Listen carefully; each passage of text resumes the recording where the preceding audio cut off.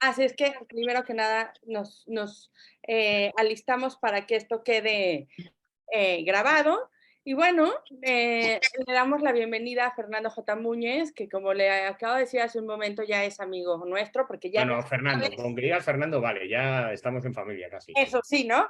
Bueno, pues Fernando, muchísimas gracias por estar hoy aquí con nosotros, por estar en domingo, por estar, Es un como día decía, maravilloso. Ya te digo, ayer yo estaba en Vigo, he venido esta mañana y no me perdía la cita por nada. pues Así muchas que, gracias, Fernando. Bueno, te voy a presentar mientras van llegando. claro.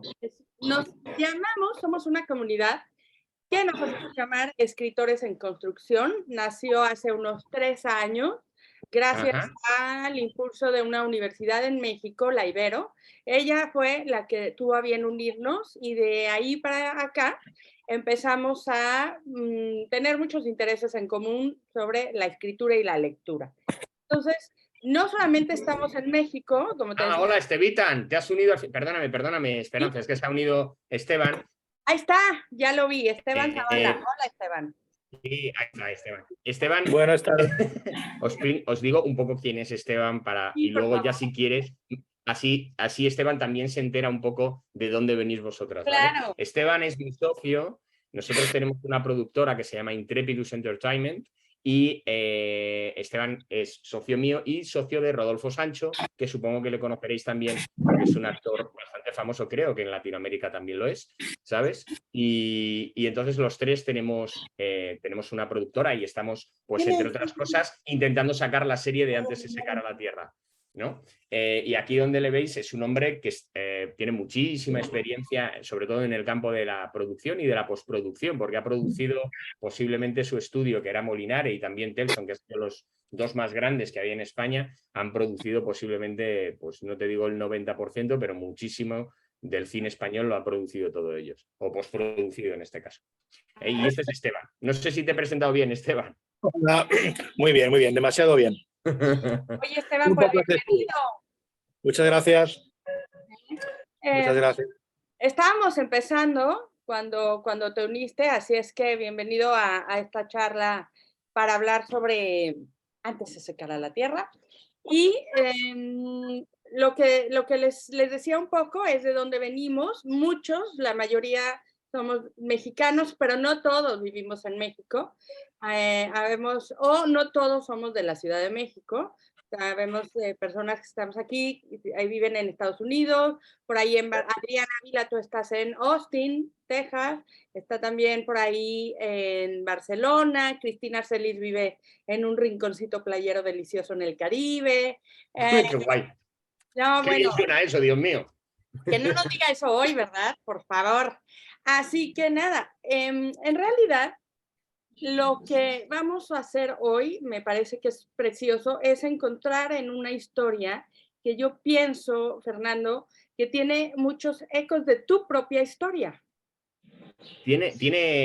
No te diría propia de mí en el sentido de los acontecimientos históricos, pero lo que sí tiene es muchas raíces, ¿no? Muchas raíces que tienen que ver conmigo. Pero antes de pasar a eso, yo quería que explicaras un poco, porque lo estabas explicando antes, Esperanza, y la llegada de Esteban nos cortó, que decías que os habéis formado a raíz de la universidad. Sí, sí, sí. Mira, nos formamos a partir de la pandemia y además aquí voy a darle la palabra a alguien, a ver si la veo. Manola Martín, ¿estás ahí?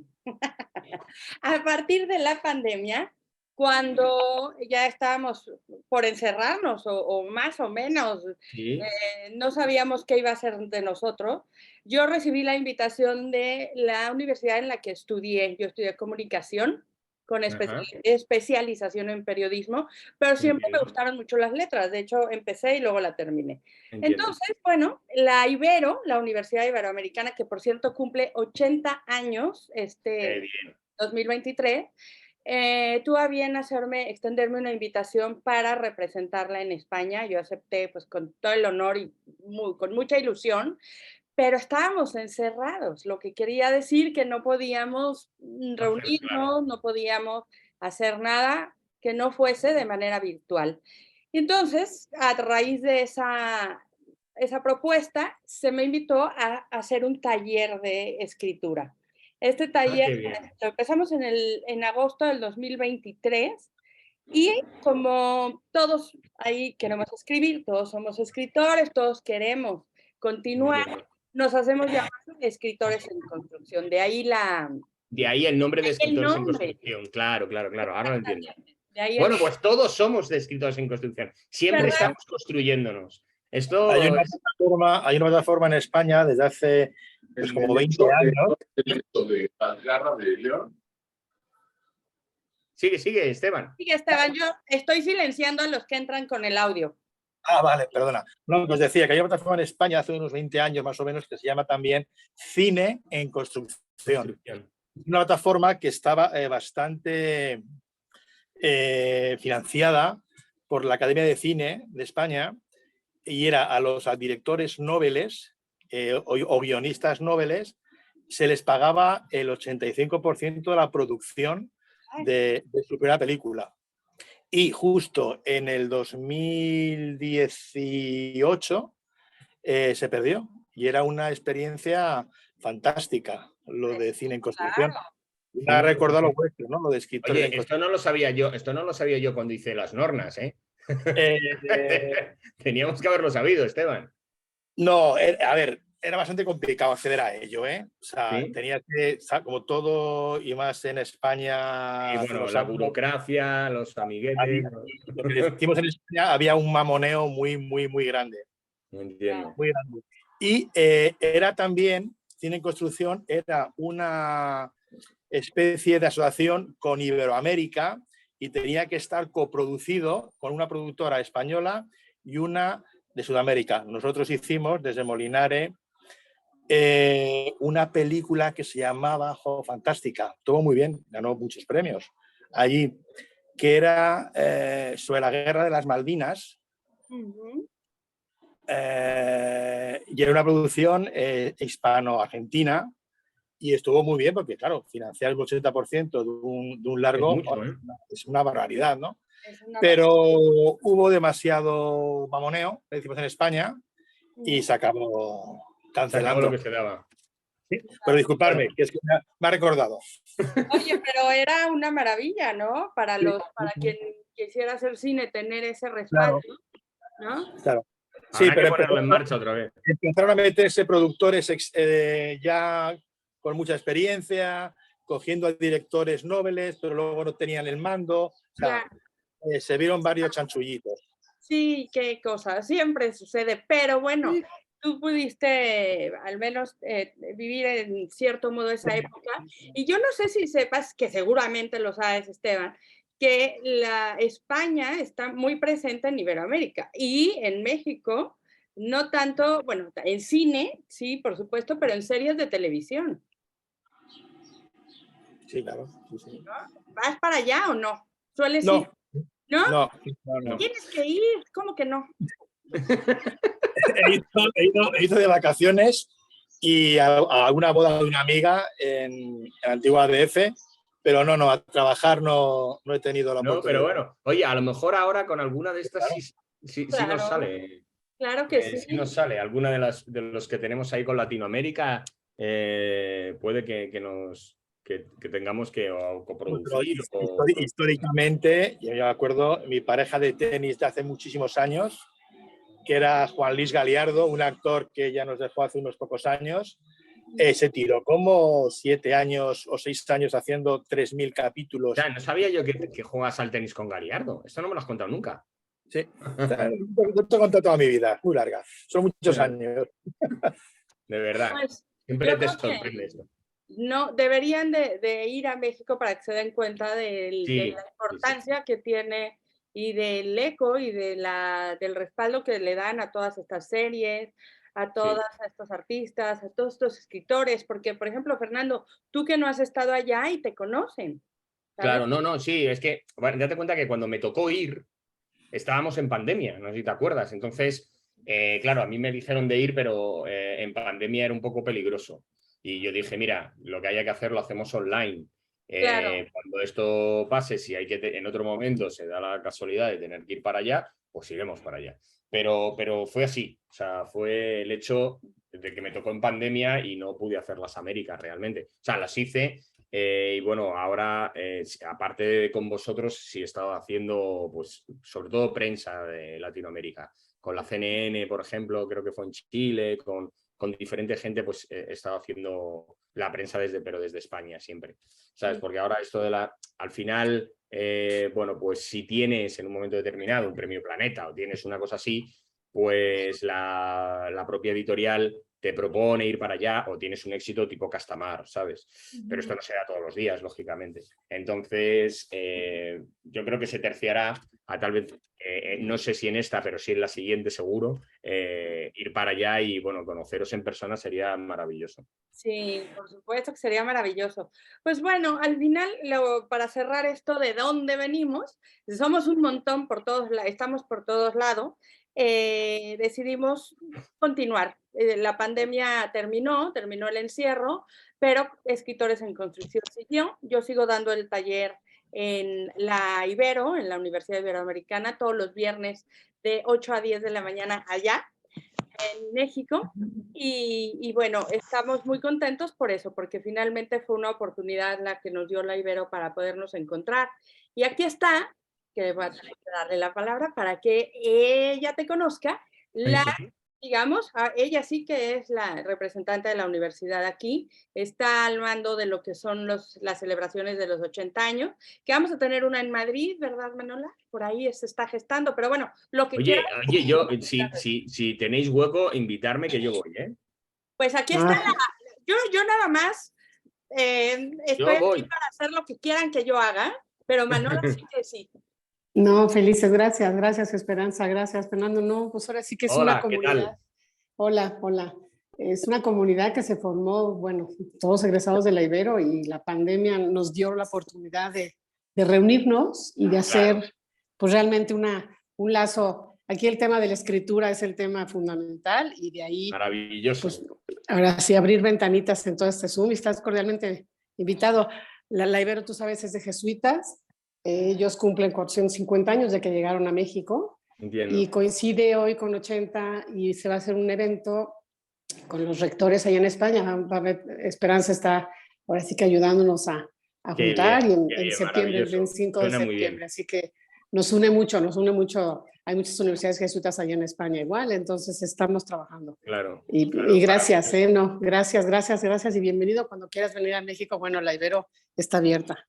Gracias. Gracias, Esperanza. Gracias a ti, Manolo. Qué gusto verte por aquí hoy. Un abrazo. Sí, gracias. A disfrutar. Sí, Manuel y yo estoy. Gracias. Así que bueno, claro que estás invitado, Fernando. Y de verdad te agradecemos enormemente que vuelvas, porque mira, además de que escribes muy bien, eres tan cercano, tan amable.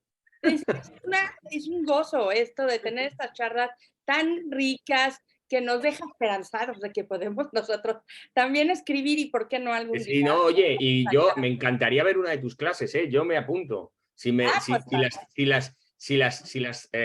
haces tipo Zoom así, cuenta con ellas. Yo vamos. Genial, seguro, pues mira, seguro. Vamos a empezar a finales de agosto, así que te voy a avisar. Mira, buena fecha. Te voy a avisar de todo esto que estamos hablando aquí, te doy la fecha. Y sí. Cuenta con ello. Gracias. Cuenta con ello, sí. A mí me encanta. O sea, yo he de decirte que no, nunca he dado, yo personalmente, digo, clases de cómo escribir. Bueno, Esteban me pregunta muchas veces sobre el proceso creativo y discutimos mucho sobre el proceso creativo, pero no solo de libros, sino también de cine, ¿no? Porque como sabéis tengo una parte que tiene que ver mucho con el cine y con los guiones de cine y todo lo demás. Y entonces muchas veces sí discutimos sobre el proceso creativo, cuando creo, hago esto, cómo lo hago lo otro, ¿no? Pero realmente yo nunca he dado una clase de... no sabría exactamente cómo hacerlo realmente. Pues seguro que lo harías muy bien y sería sensacional. Fíjate que llevamos, te digo, desde agosto del 2020 y no sé para qué me pidieron que hiciera más o menos la cuenta de cuántos hemos ido sumándonos al taller. Creo que ya son más de 500, pero darlos en Zoom es una no es fácil porque ves puras ventanitas, ¿no? Claro. No es fácil tener esa cercanía, intentar que cada uno tenga un espacio, que cada uno se sienta, Claro que sí. ¿no? Con lo que trae. Bueno, aquí que sepáis que no hay tiempo, ¿eh? O sea, el que tenga que irse, que se vaya. Yo me voy a quedar hasta el final. Hasta que vosotras estéis y vosotros estéis completamente satisfechos, aquí nos quedamos. No pasa nada.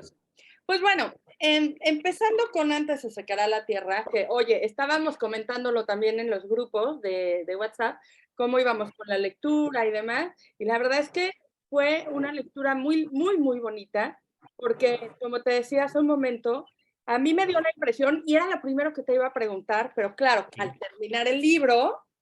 Ah, sí, la nota de autor, ¿no? La nota de autor me está dando una pista muy importante. Voy a leer un poquito nada más de esto. Sí, lo que quieras. Nos vamos a arrancar con ello. Mi abuela era una persona sencilla. Nunca tuvo grandes pretensiones en la vida, ni de fama, ni riqueza. No le gustaba destacar, ni ser el centro de atención. Prefería siempre ser discreta y odiaba las discusiones. Para ella, la vida se ceñía a vivirla con sus seres amados el mayor tiempo posible y entregar todo el afecto que llevaba dentro, que parecía infinito. No era leída, pero expresaba llena de esa sabiduría que tienen las personas que expanden la ternura allí donde van. Para la Yeya, todo se podía arreglar con la amabilidad y el amor. Esta figura inconmensurable en mi vida y las raíces gallegas que he heredado de ella se agitaron en mí tras su muerte. Eran imágenes poderosas que desde niño siempre habían convivido conmigo, pero de las que no era muy consciente. Desde escuchar hablar en galego, saborear la bica, el pote, el pulpo, hasta recordar los pueblos por donde había estado con ella. La Bea, el de mi abuelo, Vitorio, el de ella, Puebla de Tribes, Castro Caldela.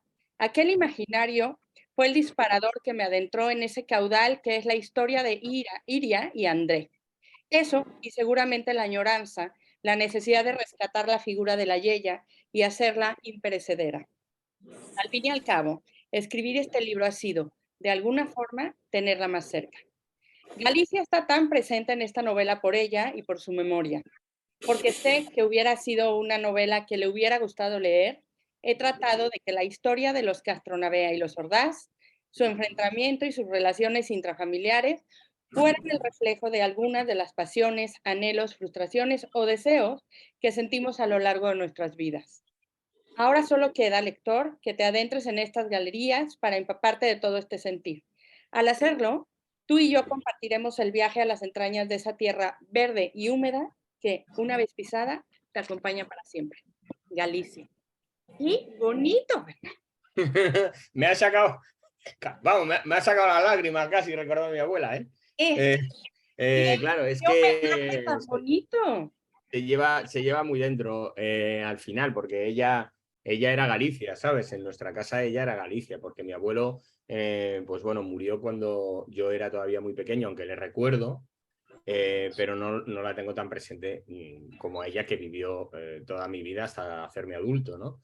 Entonces, digamos que recuerdo mucho, cuando lo estabas leyendo, recuerdo muchísimas cosas de ella, porque tal como decía en la nota de autor, ella era así, era una persona en la que era difícil discutir en su presencia. Yo siempre recordaré esto porque realmente tenía esta especie de sabiduría de estar en los sitios y de no llamar nunca la atención. O sea, yo sé que si estuviera aquí, no estaría aquí, estaría por allí perdida o mirándome desde lejos, pero no estaría aquí en ningún caso, ¿sabes? O sea, seguro, porque era muy, muy, muy, muy vergonzosa y nunca era el centro de atención, nunca era el centro de atención.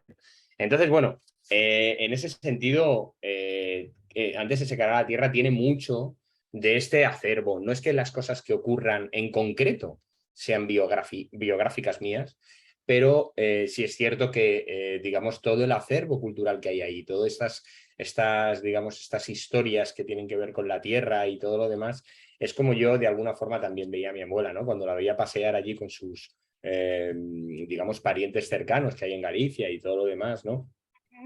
Como por ejemplo por As Airas. As Airas es un sitio que seguramente tú preguntas en Galicia si nadie sabe dónde está Asairas, excepto los que viven cerca de Asairas, ¿no? Y entonces yo la recuerdo caminando por allí, la recuerdo con los familiares diciendo vamos a pasear, y claro, esta gente no paseaba, o sea, empezaban a andar y de repente te dabas cuenta de que había recorrido 12 kilómetros y yo decía, Dios mío, que yo era joven y ya estaba cansado, ¿sabes? Pero ellos eran incombustibles, ¿no? Se habían criado en esa tierra llena, abrupta y verde y no les importaba subir, bajar, era parte de su día a día. Entonces hay mucho en ese sentido de la idiosincrasia propia de los gallegos, ¿no? en Antes se secara la tierra.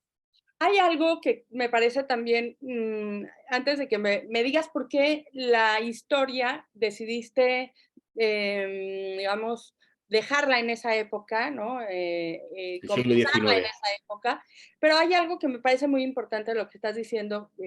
Creo que todos los que estamos aquí, muchos migramos, muchos de los que Claro, somos claro. migrantes. Yo también, por ejemplo, haces una mención a Astorga. Sí. Familia materna es de Astorga. Entonces Ah, dije, qué lindo, qué bonito, porque claro, si tú sabes de dónde vienes, ¿no? claro. La vida, digamos, te empacas a la vida de forma distinta. Tienes un fundamento, sabes quién te antecede, sabes qué tienes de ellos, ¿no? Claro, sí, sí. Reconoces esa fuerza.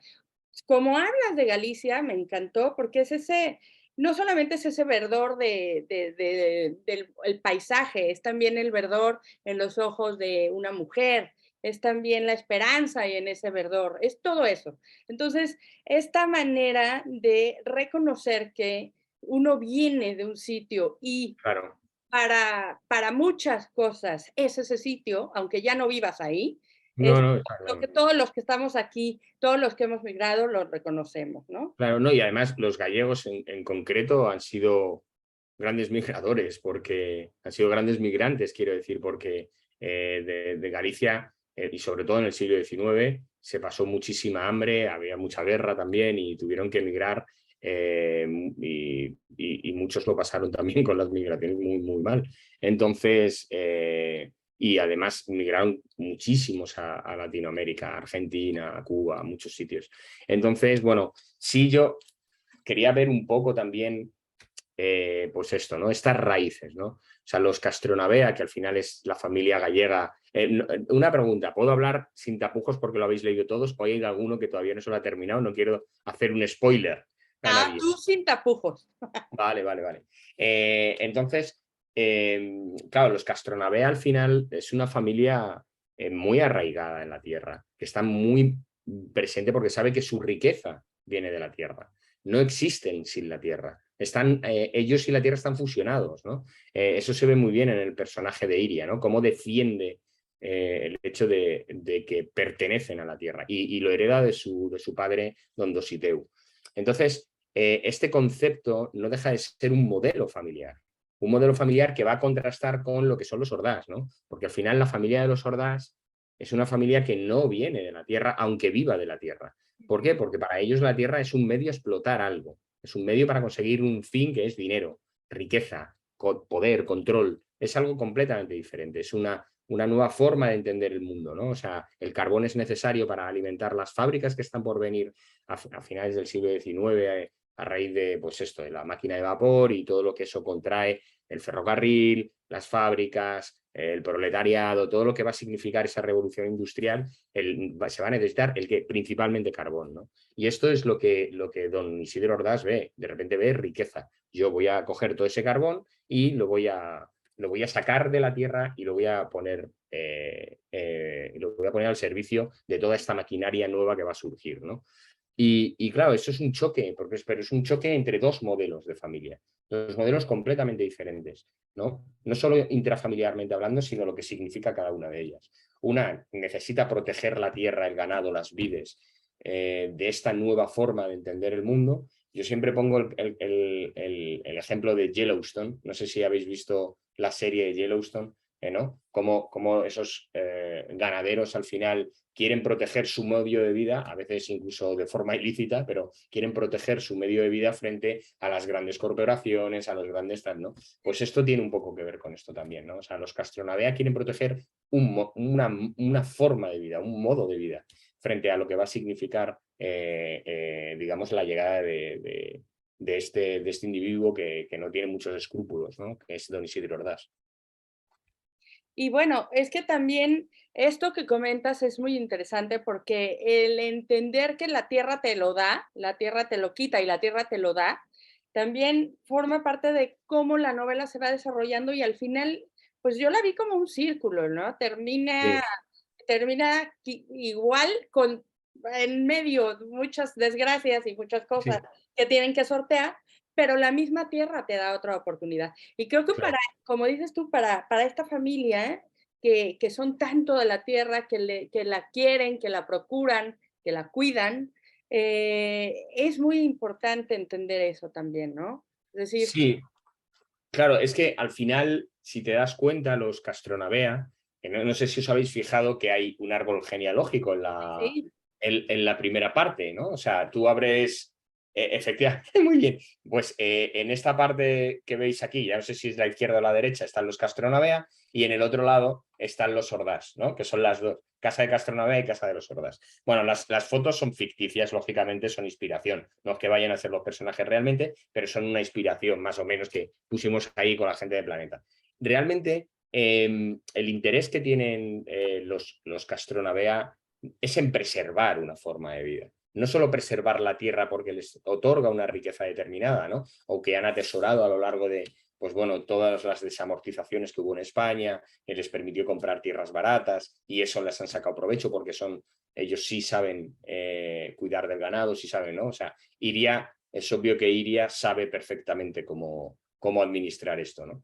Pero es lo que dices tú, o sea, a medida que va a pasar la novela, a medida que ese conflicto entre esos dos modelos se va a acentuar, yo creo que hay una de las cosas que está siempre en juego y es el uso de la tierra, ¿no? El uso de la naturaleza, ¿no? El uso que le vamos a dar, ¿no? Hay cierta conciencia climática en algún sentido, cierta conciencia natural detrás de esto, porque al final te das cuenta de que si sobreexplotas la tierra, si al final eliminas sus recursos, si al final haces una serie de cosas porque crees que es lo mejor para sacar carbón, pues al final de repente la tierra en un momento determinado se revela y produce una luz y te lleva por delante todo lo que amas, ¿no?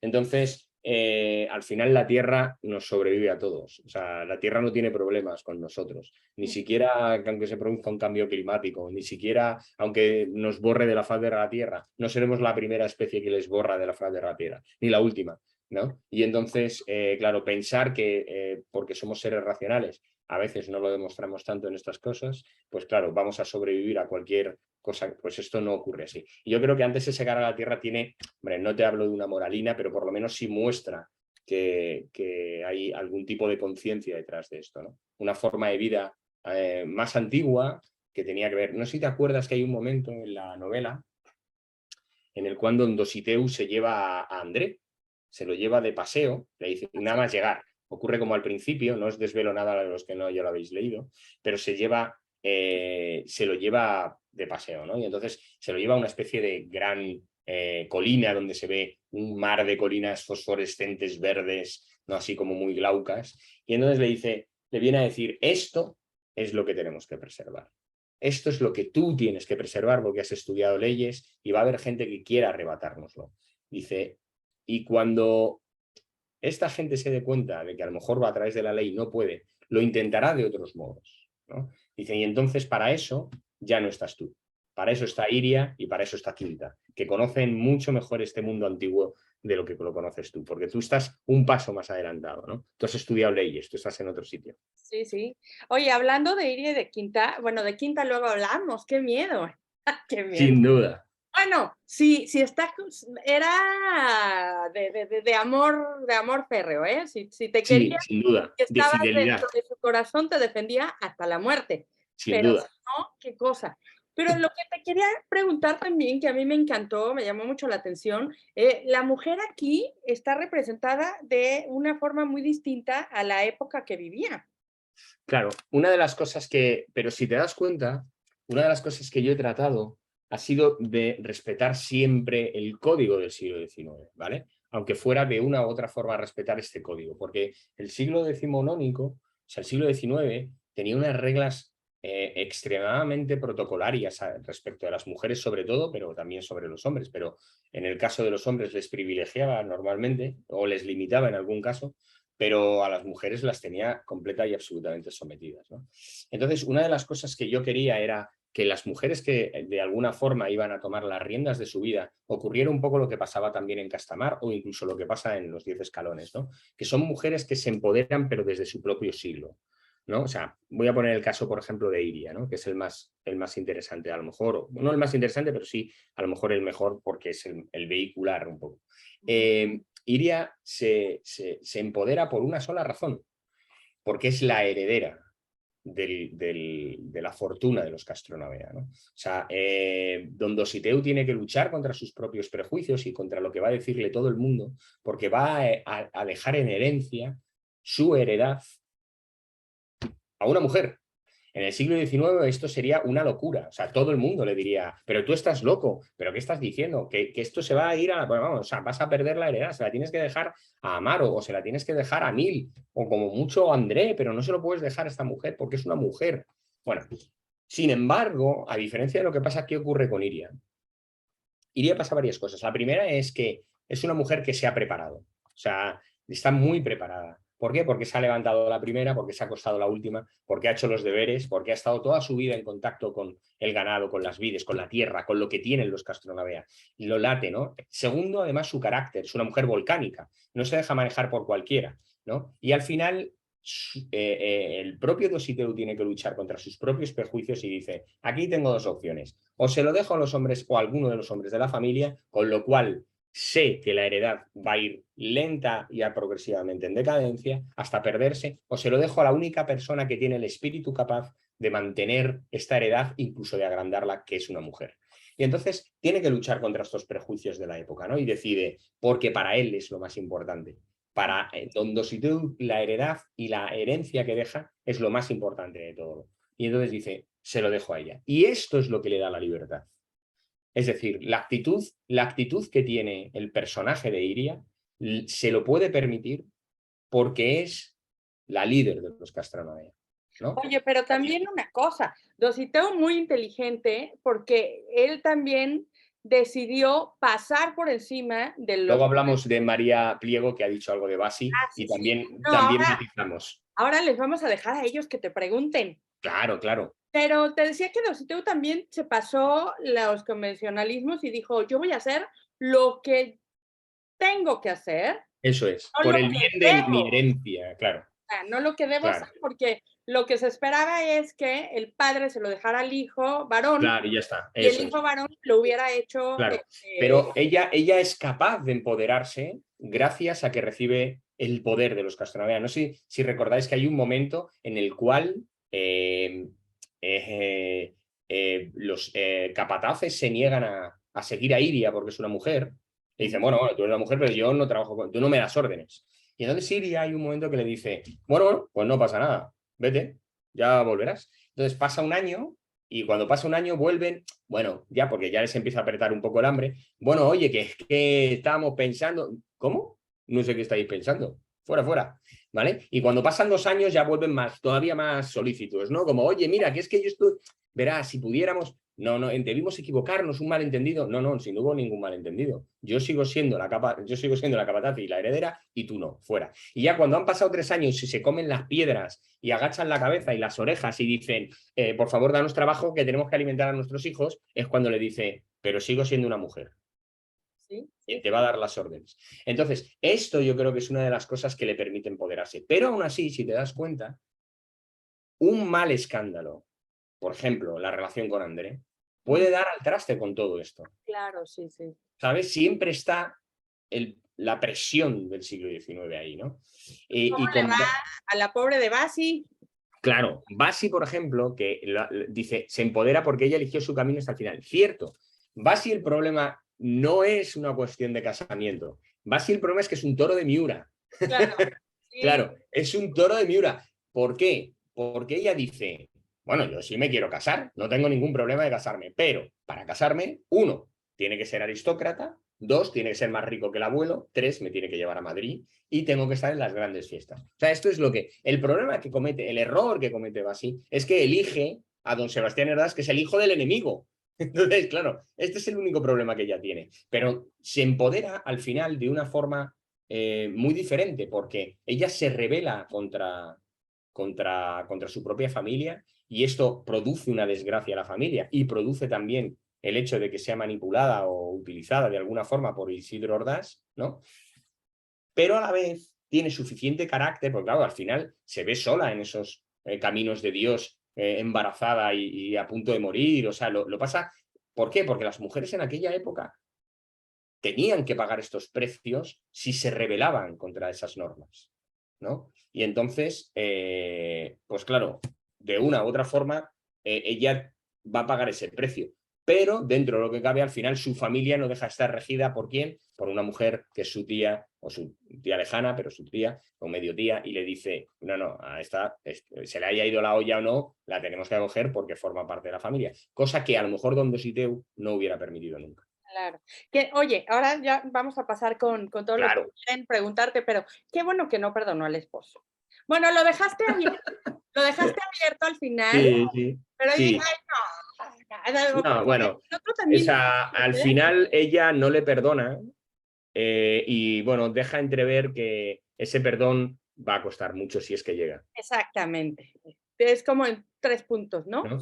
Sí, eso es. Ya veremos. Entonces va a costar mucho, ¿no? Porque no solo, es que hay algo para Basi que no, el problema es, primero, su vanagloria, porque es una mujer así que tiene mucha vanagloria. Primero, el hecho de que de alguna forma la abandonó a ella, ¿no? Esto en el orgullo le hiere enormemente, ¿no? Pero, y que no la creyó, ¿no? O sea, pero el hecho de que luego pusiera en peligro su vida y la vida, o sea, que no la ayudara en esto es como imperdonable un poco para ella.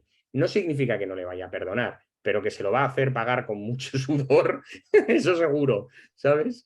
¿Sabes qué me encantó? Que nos fuiste llevando por una historia en donde cada uno tuvo que aprender, cada uno tuvo bueno, además del aprendizaje individual, tuvo que crecer, que madurar, que darse cuenta de lo que realmente quería, pero me gustó que no fuera como, bueno, ahora ya, se contentan. Bueno, ya, ahora ya todo se arregla. Sino que me pareció a mí que es como la vida, que todo se fue poniendo en su sitio. Sí, Esta impaciencia que solemos tener cuando estamos en problemas, que no sabemos lo que hay detrás y simplemente llega, se vuelve todo ¿no? Vuelve a girar y todo. Sí, Esteban decía esto que era como los finales que no terminaban, pero que terminaban. ¿Te acuerdas con Castamar, Esteban? No sé si andas por ahí o no está, o se ha ido ahora. Pero el caso es que a Esteban le pasaba un poco esto cuando hablábamos de Castamar, porque en Castamar hay como 2 finales en realidad, ¿no? Llega el final de don Enrique en un momento determinado y bueno, tiene la tal, no sé qué tal, pero luego continúa al final. No es una cosa como que se queda ahí, ¿no? Ahí como ves qué ha pasado después de la muerte de don Enrique, ¿no? Y aquí yo creo que pasa un poco lo mismo. Esteban, estaba diciendo lo de, no sé si me has llegado a oír. Sí, me has oído, ¿no? Este doble final que hay en Castamar y que de alguna forma aquí pasa un poco lo mismo, como que la historia se acomoda a diferentes finales, ¿no? No es lo mismo lo que pasa con Matilda, por ejemplo, lo que ocurre con Iria, lo que ocurre con André, o sea, y cómo eso va a cambiar, ¿no? La carta esa famosa que al final digamos, el ayudante de cámara se la termina dando y el otro la guarda en un cajón porque no quiere que se reavive, ¿no? El ciclo de sangre. O sea, estas cosas al final son como tú decías, lo has dicho muy bien, como la vida, ¿no? ¿Qué opinas, Esteban? Abre tu micro nada más. Tienes que abrir el micro, Esteban. Esteban, el micro.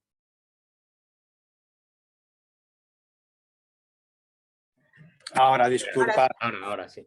Es muy complicado salir de, pues hombre, aparte de es mi socio y yo llevo leyendo a Fernando desde hace muchísimos años. Yo creo que el primero que he leído a Fernando han sido sus guiones cinematográficos y de series, ¿no? Luego empezar a leer las novelas y bueno, siempre digo que no deja de sorprenderme, ¿no? Digamos que siempre es capaz de hacer que su siguiente novela, sus personajes cada vez tengan más fuerza, cada vez sean más íntimos y siempre pasa lo mismo al final. Me pasa con no muchos lectores. Siempre que termino una obra de Fernando me deja un vacío importante, ¿no? Y creo que para mí eso es muy importante.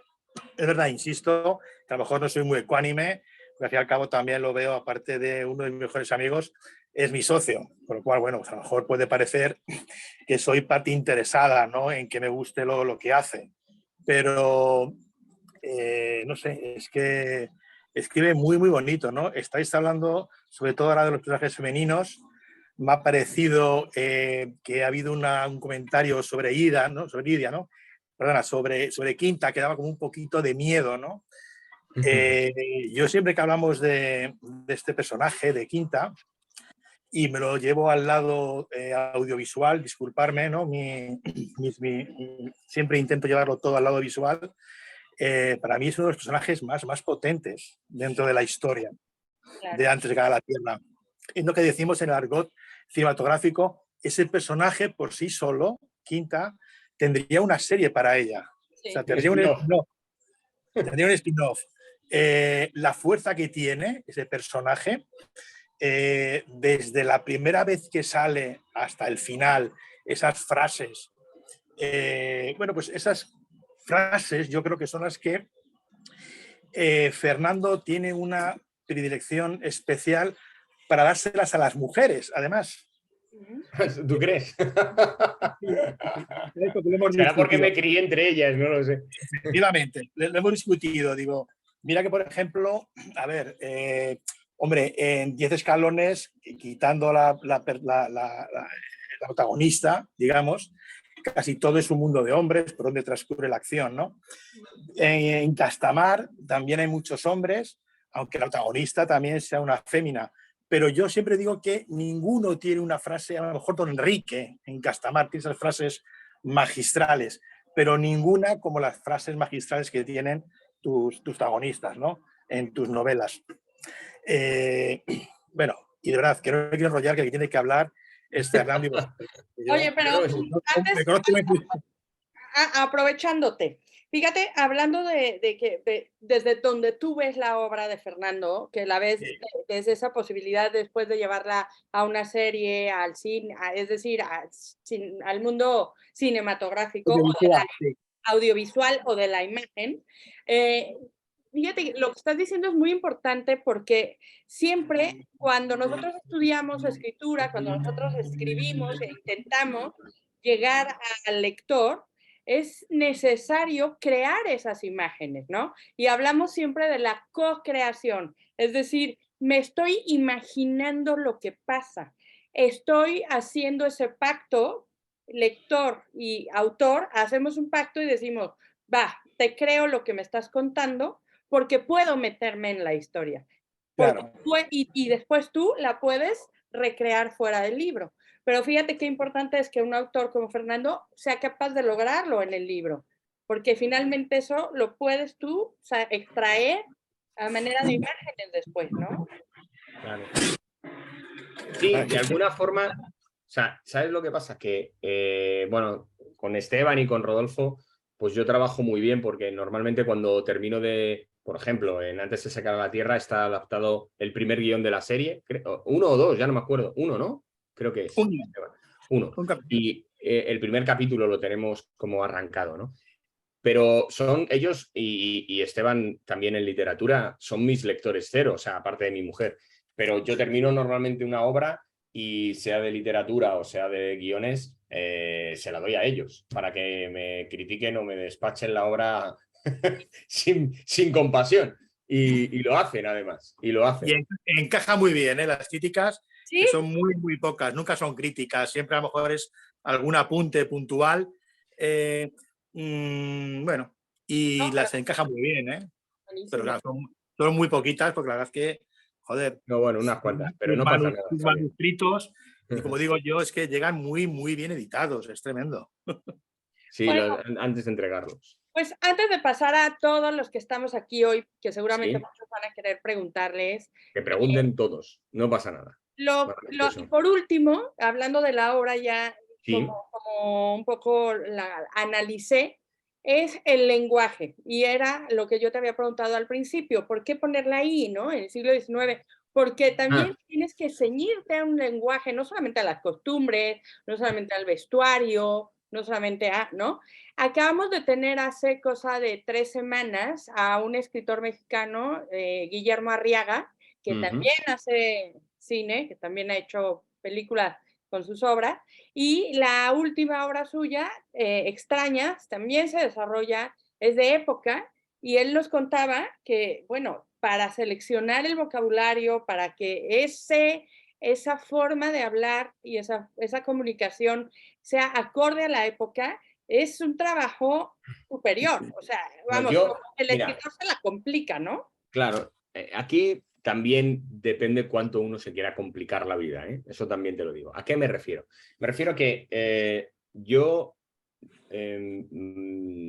cuando hice Castamar o los 10 escalones, o esta, no trato tanto de bucear, trato de bucear en el lenguaje de aquella época, pero el lenguaje natural de aquella época.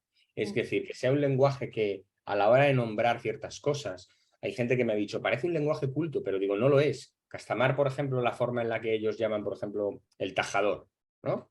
El tajador es un tipo bueno, es como una especie de plato donde se cortaba la carne, ¿no? Vale, y lo llaman tajador, ¿vale? Esto, a lo mejor ahora mismo en una cocina, si alguien pide un tajador, pues no saben lo que es, porque ya no se utiliza, ¿no? Bueno, pero en aquella época era una cosa habitual. Entonces, a mí lo que me gusta es bucear, no tanto en un idioma determinado, porque claro, por una razón. No tanto en el idioma en sí, porque al final yo tengo que adaptar el siglo XIX, el siglo XVIII, y no te cuento el siglo XIII. Si yo lo pusiera en castellano del siglo XIII, eso sería muy complicado, ¿no? Podría hacerlo, pero lo importante es más que tenga la apariencia de la pátina de esa historia, que tenga que automáticamente la forma, ¿no? Si, por ejemplo, en el siglo XIII se hablaba de vos, lo lógico es que hablen de vos, ¿no?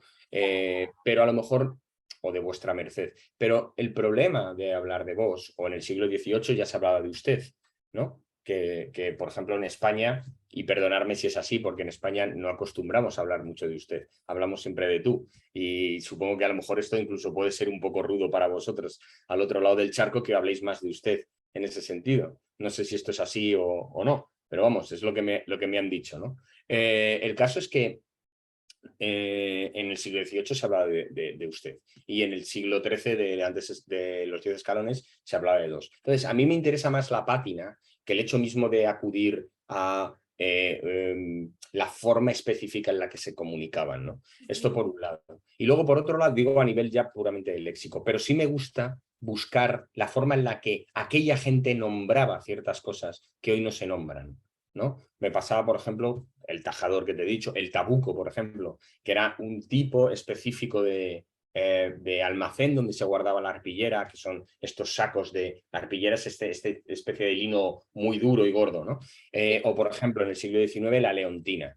Pues ahora mismo, la leontina, posiblemente la gente no sepa lo que es. La leontina, ¿por qué? Porque los relojes de bolsillo no se utilizan tanto. Y la leontina es esa cadena que une el reloj de bolsillo con el botón, ¿no? Entonces sí me gusta utilizar este tipo de lenguaje, pero porque ellos lo utilizaban, ¿vale? Y en cosas muy puntuales para dar esa especie de pátina, ¿no? Si hablan de usted, hablar de usted, eso sí, y además marcar muy bien cómo se hablaba. Por ejemplo, en el siglo XVIII, entre dos personas, digamos, en un momento determinado, del mismo rango y todo lo demás, no eran conocidas, se hablaban de usted, pero un matrimonio se hablaba de tú, porque estaban. Y cuando se hablaban, por ejemplo, un señor a un criado, le hablaba de tú, el señor. El criado le hablaba de usted. Entonces, todo esto a mí sí me gusta controlarlo mucho. Eso por un lado.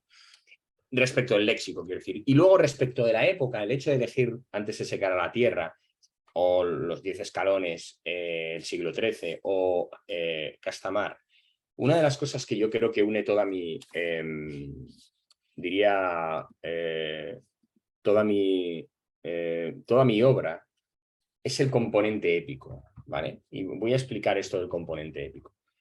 Podría pensarse que son las historias de amor, pero en realidad no son las historias de amor. Porque yo tengo siempre historias de amor en todas, o sea, me interesa el amor, pero no me interesa el amor en un sentido, te diría, de tacitas y té, no sé cómo explicar esto, o extremadamente sentimental, no quiero hacer de feo a nadie en este sentido. Me interesan los amores mucho más pasionales, más desgarrados, ¿no? Y sobre todo, y por encima de todo, yo creo que es una marca de la casa o que viene conmigo, ver cómo los personajes se enfrentan a unos desafíos que están por encima de sus posibilidades. Esto es la épica. O sea, esto es la épica, te estoy hablando desde Homero, ¿no? Cuando un héroe se tenía que enfrentar a algo tan desproporcionado que sabía que iba a morir, pero aún así acudía, ¿no? Bueno, Clara Belmonte se tiene que enfrentar a esto porque está siempre al lado de la quebrada sabiendo que quiere llegar a ser cocinera y una mujer no podía en esa época ser cocinera profesional, quiero decir, y lo que el desafío que eso le significa, y que si se enamora de un duque y el duque de repente la rechaza, ella va a terminar en la calle de prostituta, etc, etc. Es decir, son personajes todos ellos que de una u otra forma no solo hablan de un conflicto, en todas las novelas lo hay, sino un conflicto desproporcionado, ¿no? Y ahí es donde está la verdadera épica. Y luego a partir de ahí pues se muestran los diferentes mundos. Y por eso la desproporción está en el protocolo, en las normas sociales de cada siglo. Por eso elegí el siglo XIX en este caso, porque las normas sociales del XIX eran muy estrictas, con lo cual los personajes tenían que enfrentarse a desafíos que sabían que iban a destruir completamente su mundo, ¿no? Sí. O sea, en el caso de Basi es obvio, ¿no? Que se tiene que enfrentar a algo y que cuando toma esa decisión su mundo se destruye completamente. Su familia ya no está, tal, tal. Claro, no, se la jugaban y no solamente se la jugaban por ellos, se la jugaban Claro. por su estatus, por Sí, sus totalmente. posibles económicos, por su familia, por sus descendientes, ¿no? Es decir, Claro. era una época donde todo tenía que estar muy medido, Claro, que claro. sabían lo que podía suceder si estaban del otro lado, ¿no? Entonces, interesante. Claro. Pues bueno, ¿qué te parece si vamos a, porque ya nos apropiamos tú y yo de la charla y está súper Claro, bien, claro, no, que entren todos los que quieran, no hay ningún problema. pero están aquí y quieren hablar muchos de los que ya te conocen, de los que Sí, te han leído. Mira, maravilloso. Brenda Mesa es una de nuestras consentidas de escritores en construcción. Ella es una chica encantadora y además muy buena escritora. Acabamos de hacer un libro, ese si me dices dónde, yo te hago llegar un ejemplar. Se llama Vida Maravilloso, Moderna, claro que sí. Macroscopio sobre la discapacidad. Y Brenda lo abanderó y hemos Entiendo. tenido unas satisfacciones inmensas con ese libro, no solamente en México, sino allá donde ha ido. Y acá está Brenda, y Estupendo. no sé qué te quiere preguntar. Adelante. Sí, lo que a mí, bueno, te quiero preguntar dos cosas. ¿Cómo hiciste para estructurar la novela? ¿Hiciste esquemas o vas construyendo sobre la marcha o cómo le haces? Y otra cosa que me impresionó es la pasión de Ira con André. Se me hizo, como tú dices, un poco desproporcionada. No sé, como que hay amores así tan Claro. Tan intensos. Sí, Claro. eso. Vale, pues mira, a ver, Brenda, vamos a empezar por el principio, ¿no? La estructura.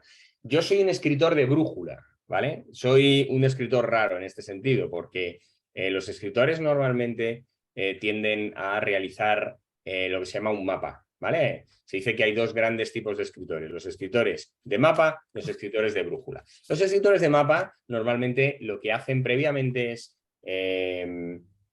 digamos, hacer unos esquemas generales de por dónde va a discurrir la historia, qué personajes entran, cuál es el personaje vehicular, qué tipo de arcos tienen los personajes. Ok.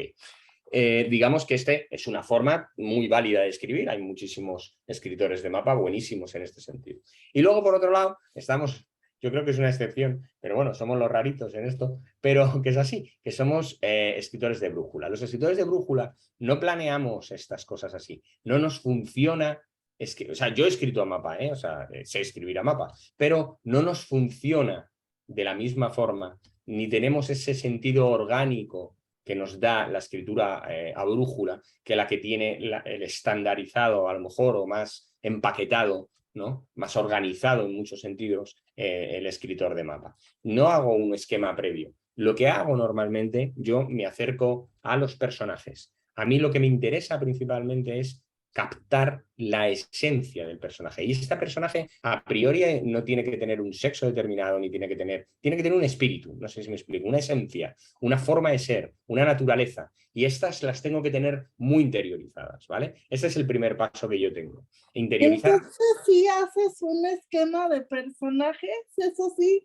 No. Lo tengo en la Tampoco. cabeza, pero no los hago. Okay. ¿Y cómo hago esto, ¿no? ¿Cómo hago? Escribo. Para mí, la esencia está en o sea, por encima de todo, una cosa, y es disfrutar con la escritura.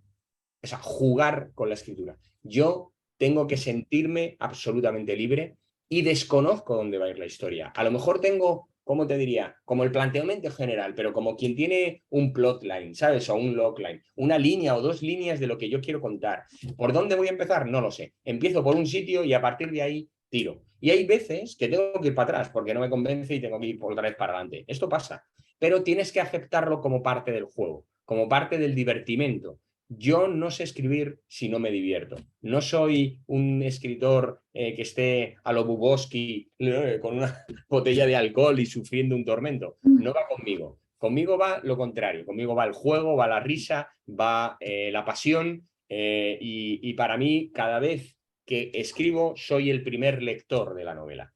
Esto es donde yo estoy. Y a partir de aquí se van desarrollando los personajes, porque estoy escribiendo en ellos. Y siempre parto de ellos para llegar a la historia.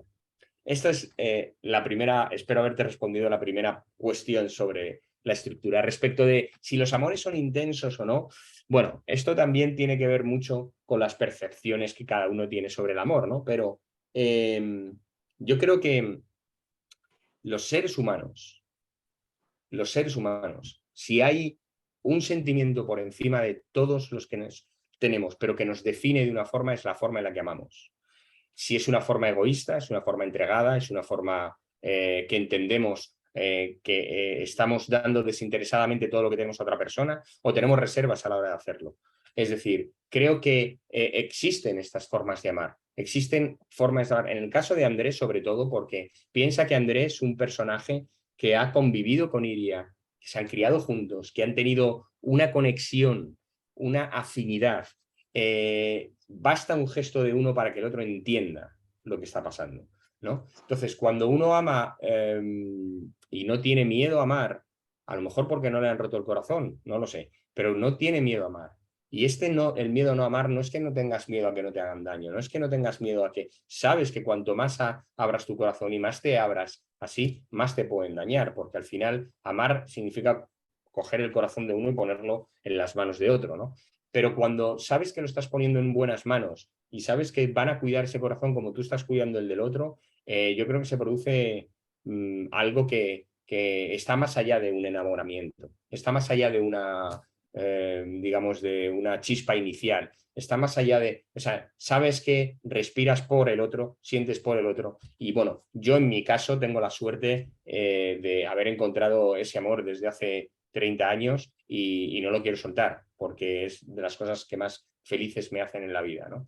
Entonces creo que alguien como Iria y André se pueden amar así porque se conocen tanto, porque se admiran, porque se respetan. Creo que ahí está la clave de todo. Y además tú fíjate que incluso cuando eso pasa, la otra persona puede incluso por su forma de ser hacerte mucho daño, ¿no? Lógicamente, cuando amas así, es más fácil que alguien te haga daño. En el caso de Andrés, si te das cuenta, hay un momento en el cual él tiene que luchar contra una serie de prejuicios determinados porque ella se niega es muy dura, Iria es muy dura, y entonces se niega a ser de una forma diferente a la que ella cree que debe ser y que si la ama él, debe amarla con todas las consecuencias, ¿no? Porque al final, amar también significa abrazar los defectos del otro.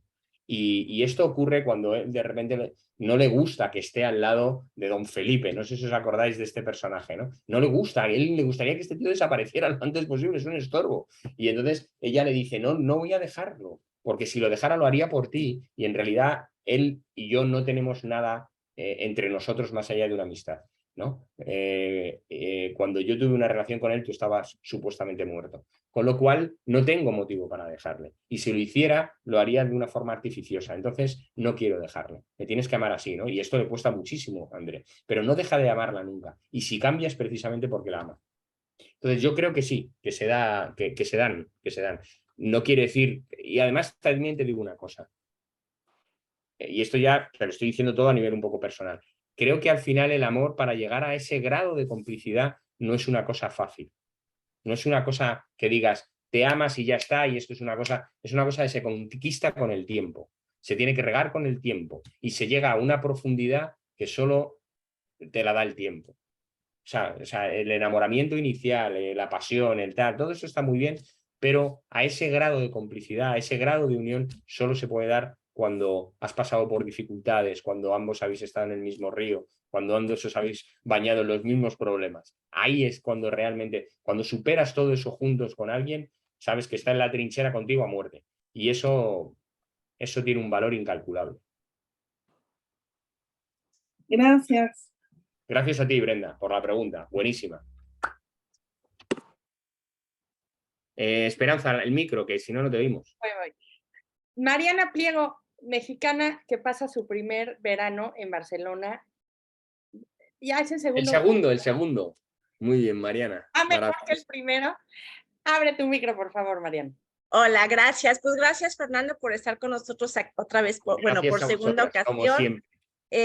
Nada más, primero 2 comentarios y luego mi pregunta. Tanto, bueno, en la de Castamar, la cocina de Castamar, como ahorita, me gusta el empoderamiento de la mujer. Supongo que de alguna manera tu relación con las mujeres a través de tu vida has convivido y te has enfrentado a mujeres con mucho valor, con mucho carácter y con mucha fuerza, supongo.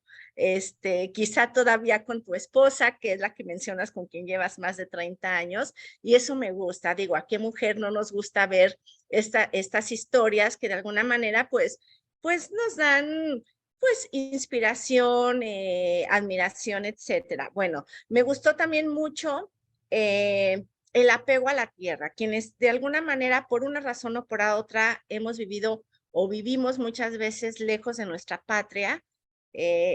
Claro. Amor a la patria, el apego a lo nuestro, a la cultura, a la gente, a la familia, siempre es algo que tenemos muy adentro, ¿no? Y creo que eso de alguna manera en esta novela tú lo destacas mucho y eso me gustó. Ahora mi pregunta, hace poco tuvimos un taller con Esperanza que me va a matar porque no me acuerdo cómo se llamaba el taller. Porque es que Mariana está en todos y además se mueve de país más rápido que yo doy talleres. ¿Cuál es, querida Mariana? Yo te ayudo. Bueno, en el taller, cada vez que antes de cada sesión nos compartía de algún escritor una parte que decía, así escribo yo. ¿Cómo se llamaba ese taller? No me acuerdo. Ay, yo tampoco. A ver, sí, la pregunta. Bueno, entonces, al compartirnos el proceso de escritura de cada... Ad infinitum, el ad infinitum. Ad infinitum, ok. Sí, ad infinitum, qué bonito. Sí, es que después de... hasta el infinito. Estar conmigo semestres y semestres, perdón la interrupción, Mariana, y semestres, dije, pues ahora vámonos de aquí hasta donde acabemos ad infinitum. Claro, ad infinitum. Antes de en cada sesión, yo les daba un escrito de alguien, de algún autor o alguna autora, donde nos hablaba de su proceso creativo. A eso se refiere Mariana. Sí, exacto. Y como al principio, platicando con Esteban, tú hablaste del proceso creativo, pues mi pregunta sería, ¿cuál es tu proceso creativo? ¿Cómo escribe Fernando cada día que se levanta? ¿Y cómo es tu día de escritor? Esa es mi pregunta. Bueno, yo en esto voy a ser un poco, salvando las distancias, que no lo soy, pero voy a ser un poco Cela, quiero decir. Cela decía que la inspiración a uno venía trabajando 8 horas, que esto no era una cosa fácil, ¿no? Bueno, yo, por lo menos hasta ahora, tengo la suerte de que me gusta tanto escribir, disfruto tanto con lo que hago, disfruto tanto creando todas esas historias y, bueno, sintiéndome privilegiado sobre todo y muy agradecido, muy humilde en este sentido, porque creo que al final uno tiene carrera de escritor porque gente como ustedes lo leen. Y esto es así. Entonces, para mí el proceso creativo tiene que ver, como decía antes, en parte, con el juego, tiene que ver con el divertir, pero tiene que ver con la constancia. Es decir, yo me levanto cada día y en mi casa, bueno, soy un poco espartano, ¿no? O sea, yo me levanto, ducha, tal, desayuno, tal, todo esto, ¿sabes? Y voy siempre, después de hacer ejercicio, no sé qué, y me pongo delante del ordenador. Pase lo que pase, yo tengo que escribir siempre cada día, ¿vale? Y fíjate lo que te digo, escribir incluso antes que leer, ¿eh? O sea, escribo, tengo que estar escribiendo como un trabajo normal, si puedo 8 horas o 10 horas escribo al día. Hay veces que Esteban no me da la vida, entonces me maltrata, me dice que escribo poco, ¿no? Y cada vez que termino un guión o que termino algo, me dice, pero ¿no has terminado todo el siguiente? Digo, pero será posible, será posible.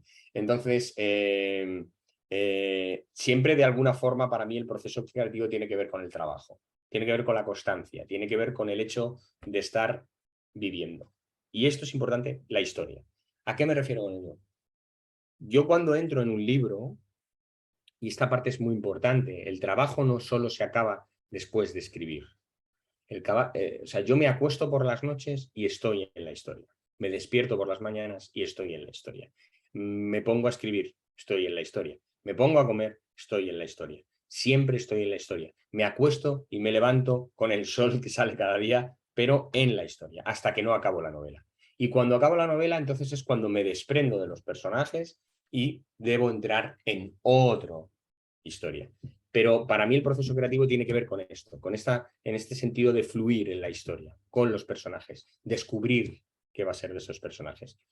Y luego, lo que te decía, mucho de trabajo, porque en la novela una cosa es la primera que escribes, el primer borrador, quiero decir, y luego las capas que tú vas dando a esto, ¿no? Es como si sacaras de la piedra la primera forma o la prima forma de una escultura y luego tienes que ir rematando y rematando y rematando y rematando hasta que la escultura no solo cobra forma, sino que además se define, ¿no? Y ya empiezas a ver cómo hay diferentes capas, ¿no? Y se le ve de repente las venas y se ve el rostro y ya no es una cosa informe que parece una estatua, sino que ya se ve cómo va vestida o cómo o va desnuda o lo que fuere. Pues con la novela pasa igual. Yo lo llamo los barnices, ¿no? Tienes que ir dándole barnices, tienes que ir dándole capas o quitándoselas a veces para que al final tengas tu obra, ¿vale? Y en algún momento, no sé nunca cuándo, esto es así, tienes que dejarla ir. Esto también hay que aprenderlo, ¿no? Tienes que dejarla ir. Porque si no, no puedes estar en esto o en otro. Yo he hecho sí es cierto que yo he hecho digamos, el ejercicio de estar escribiendo 2 o 3 cosas a la vez, ¿vale? Es decir, de estar fluyendo en 2 o 3 historias, pero normalmente cuando lo hago tiendo a que sean formatos diferentes. O sea, a lo mejor es novela, el cuento y en otra es un guión de cine, ¿vale? Para no estar mezclando. Pero siempre, y si tienes la capacidad de poder estar en 3 historias a la vez, hay gente que a lo mejor no le interesa esto y solo quiere estar en una. Pero yo creo que este es un poco el complemento de lo que decía antes del divertimento y todo lo demás, el proceso creativo que yo llevo. Mariana. Sí, muchas gracias. Gracias a ti por la pregunta. Gracias a ti por la pregunta. Es que esto luego se convierte en sesiones de espiritismo, ¿no? Que dices, estás ahí, ¿no? Y señala, da una prueba, así estamos. O con esto del Zoom. Fíjate, Fernando, que acabas de decir 2 cosas que para estos escritores en construcción que estamos hoy aquí escuchándote son invaluables. La primera, precisamente en ese taller Ad Infinitum, yo les di una sesión en donde les comentaba que los escritores escribimos todo el tiempo, pero no quiere decir que todo el tiempo estamos enfrente del ordenador. No, claro, pero está aquí, está aquí. Claro. Exactamente. Entonces lo nombré como tiempo blando y tiempo duro, ¿no? Y el tiempo blando bueno. es todo eso. Por ejemplo, yo les decía, tienen que identificar cuál es su tiempo blando. A lo mejor en la Ciudad de México hay mucho tráfico, entonces a lo mejor mientras están conduciendo, yo mientras me ducho se me ocurren las mejores ideas. Entonces cuando no sé qué, a la ducha. ¿No? Y así todos tenemos ese tiempo blando donde no estamos sobre el papel, pero sí estamos escribiendo porque estamos... Y es tan importante o más que escribir esto, ¿eh? Exactamente, elaborar eso que después va al papel. Eso que acabas de decir, vean, además las 8 horas, anotaron 8 horas que se avienta Fernando, ¿eh? Y lo segundo que dijiste que también es maravilloso es que hay que dejar ir, ¿no? Trabajarla de tal forma que tú tengas por instinto y pues ya también por esa habilidad que te da el oficio, que sepas que cuándo es el momento de soltarla. Claro.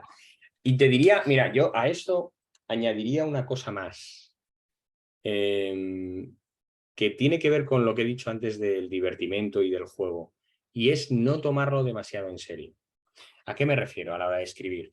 Creo que cuando uno se toma demasiado en serio las cosas no fluyen. O sea, cuando uno quiere decir esto me lo tengo que tomar, estás como demasiado, ¿no? O sea, entonces, para generar un buen hiperfoco sobre las cosas, yo creo que es bueno tomar en un momento determinado la distancia y decir, esto que he escrito no funciona, no pasa nada, vamos a otra cosa. O esto es buenísimo, esto lo tengo que poner, ¿no? O sea, es decir, no tomarte demasiado en serio el hecho mismo de escribir la novela, porque al final, cada vez que uno escribe una novela, no deja de ser un ejercicio. Siempre se aprende de uno mismo, siempre se evoluciona. La voz evoluciona cada vez que uno escribe. Entonces, al final, pues claro, si uno se toma demasiado en serio esto, si tengo que hacer una obra porque no sé qué, al final esto termina yendo en contra de uno, ¿no? Y puede incluso terminar bloqueándote, o puede incluso, no te van a salir las cosas ni las ideas, ¿no? Porque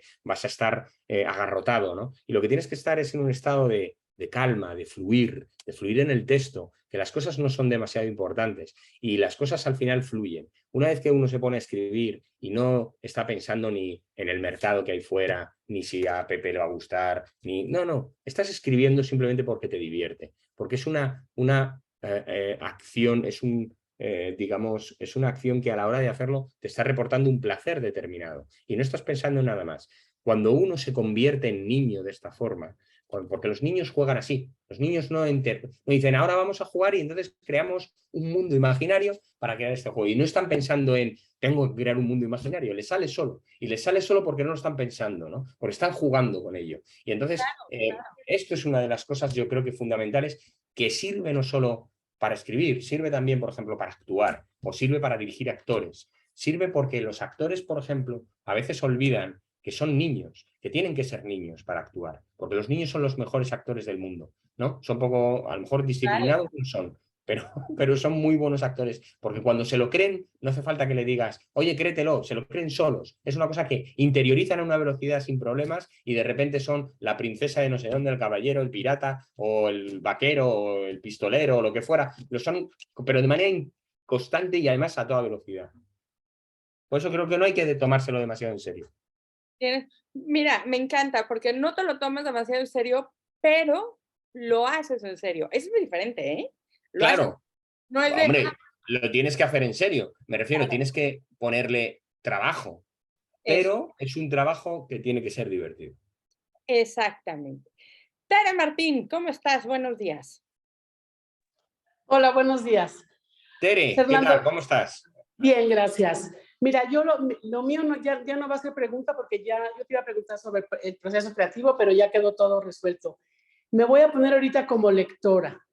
Te quiero agradecer la magia que tienes para meternos en la historia. O sea, de verdad... Perdona, que no se me olvide luego, Esperanza, porque yo quiero haceros una pregunta importante. Ok. ¿Vale? Lo dejo ahí en el aire. Aquí lo ponemos. Mira, esa magia con la que nos involucras en la historia. Yo después de las guerras y batallas que sufría Quinta, acababa yo agotada. Esa escapada de André cuando se está incendiando su palacio y cuando llega, o sea, llegué agotada. Luego cuando se va Basi y se logra escapar, ¿qué te puedo decir? terminé el libro con una cruda de lectura impresionante. Me tardé 2 días en decidir que iba yo a seguir leyendo. Y agarraba yo un libro y decía, no, este no. Y agarraba otro y no. Entonces, eso es mi aportación. Gracias, de verdad.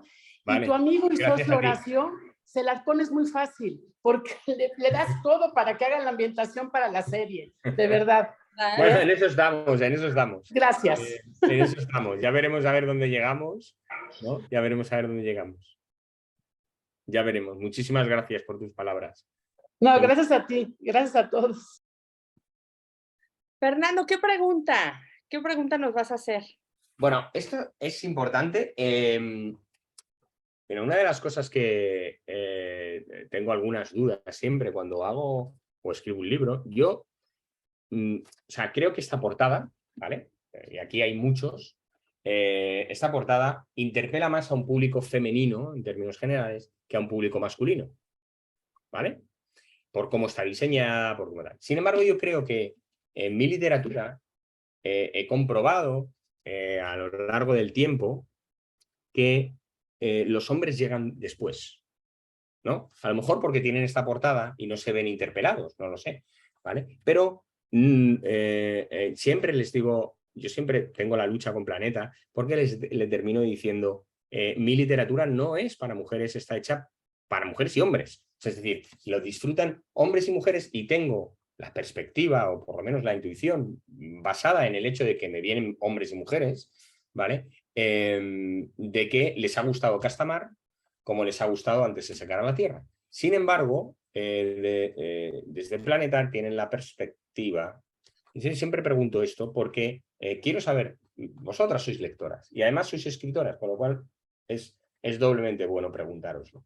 Si vosotros percibís exclusivamente mi literatura como algo exclusivamente femenino, que tenga una, o sea, que desde el punto de vista de los hombres a lo mejor lo vean con cierto, no sé, como cierta distancia o que no les interpela directamente a ellos, o no, porque yo, claro, lo que tengo, la sensación que tengo es que cuando los hombres cogen este libro, por ejemplo, o Castamar, y le quitan la portada, ¿no? Porque muchos hombres me lo han dicho, yo no hubiera comprado este libro por la portada, pero luego me lo he leído y he tardado 2 días, o sea, me lo he zampado en 2 días. O sea, no podía dejar de leerlo, ¿no? O, por ejemplo, con Castamar. Voy a dejar fuera Los 10 escalones, porque Los 10 escalones es un thriller y la portada es así como muy masculina. Pero en estos dos casos hay historias de amor y no sé por qué realmente hay una visión de que el amor no interesa a los hombres. O por qué cuando hay este tipo de... Entonces, no sé, quiero que me seáis sinceras vosotros. ¿Cómo veis esto? O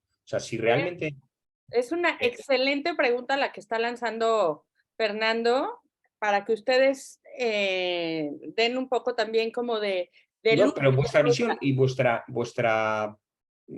honesta, me refiero que esto da lo mismo lo que yo pueda pensar o no, a lo mejor mi público mayoritariamente es mujeres, no ocurrió así con Los 10 escalones, que hubo un público nuevo que yo no había llegado con Castamar, que se unió a mi público, digamos, ya de mujeres que fueron hombres, y ahora en Antes de secar a la Tierra, muchos hombres están llegando, pero claro, me dicen, una gran mayoría me dicen que esa portada no les interpela, pero que cuando leen el contenido, sí. Esto es lo que yo recibo, ¿vale? Pero no sé, desde vuestro punto de vista, qué sentís o qué percibís. A ver, chicas, ¿qué sienten o qué perciben? Yo te doy una opinión rápida desde mi punto de vista. Claro. Detrás de varias que estamos aquí, están los esposos o los novios, porque yo lo sé, porque me hablaron o me escribieron y me dijeron, ya lo leímos. O por ejemplo en el chat me dijeron, es que estamos disfrutando mucho porque ya lo leímos en familia. Entiendo. Ya lo leen, se lo pasa a la esposa. Mucho sucede, te voy a decir 2 cosas. Primero, lo compra la esposa, lo lee, o la novia, o la Sí, mamá, esto me ha pasado y muchísimo. se lo pasa al galán, al esposo, dice, está buenísimo, ya lo acabé, ¿no? Y el otro, por supuesto, lo lee. Eso una. Y 2, te voy a decir algo que me pasa siempre, Fernando. Cuando yo hago este tipo de charla literaria, las más comprometidas, y amamos a los escritores en construcción, y hay, pero Sí. quien viene aquí con ese compromiso, digamos, con esta, no les da vergüenza preguntar, se sienten conmovidas y lo dicen, generalmente es la lectora, como que el grado de involucramiento en una historia, la lectora lo hace de una manera súper orgánica, súper natural. No sé, Entiendo. ¿sabes? No es que la historia sea o no para mujeres o solo para mujeres, sino Entiendo. que entrarle a un libro, entrarle a una novela, la mujer lo hace, de verdad, lo hacemos, ¿no? De una manera como muy, muy abierta. Bueno, es que yo creo que hay, en este caso hay como más, por lo menos en España, no sé cómo será en México, pero en España la masa de lectores está compuesta mayoritariamente por mujeres. Esto es así, ¿vale? Pero ¿qué ocurre? Claro, que al final un escritor lo que quiere es ser leído por cuanta más gente mejor y que disfrute cuanta más gente mejor con el libro, lógicamente. Claro. Entonces, esto que me has contado, de que, digamos, llega el libro, se lo lee en un momento determinado a la esposa, se lo pasa a su esposo o a su hermano o a su tal. Esto me ha pasado ya con Castamar mucho. Me ha pasado mucho con Castamar.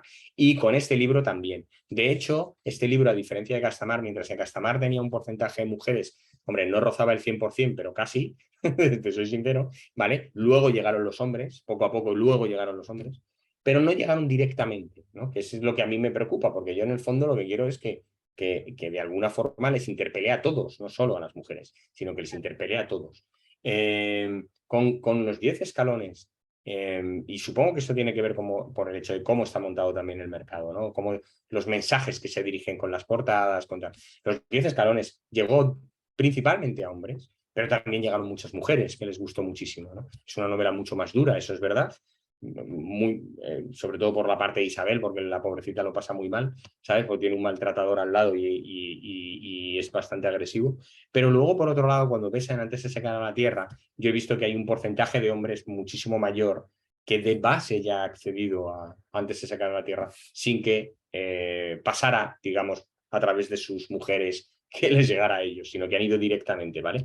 El problema es que normalmente siempre me terminan diciendo esto: este tipo de portada no es la mía.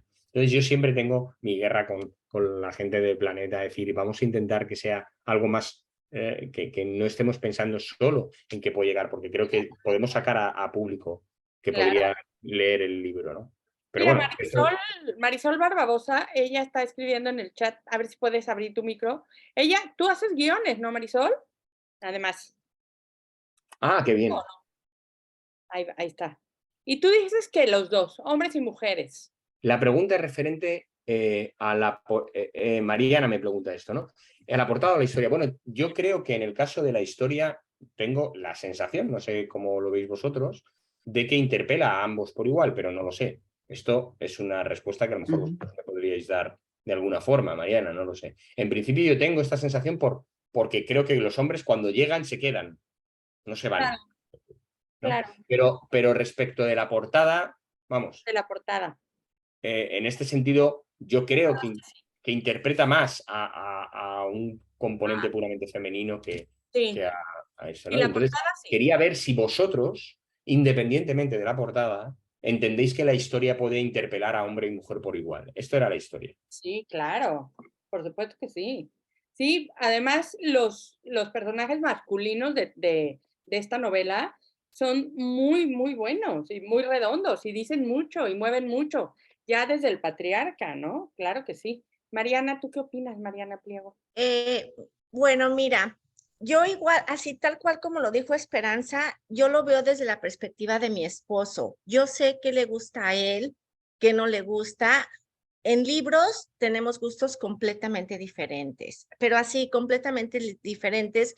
Entonces, yo sé qué le gusta a él y qué no.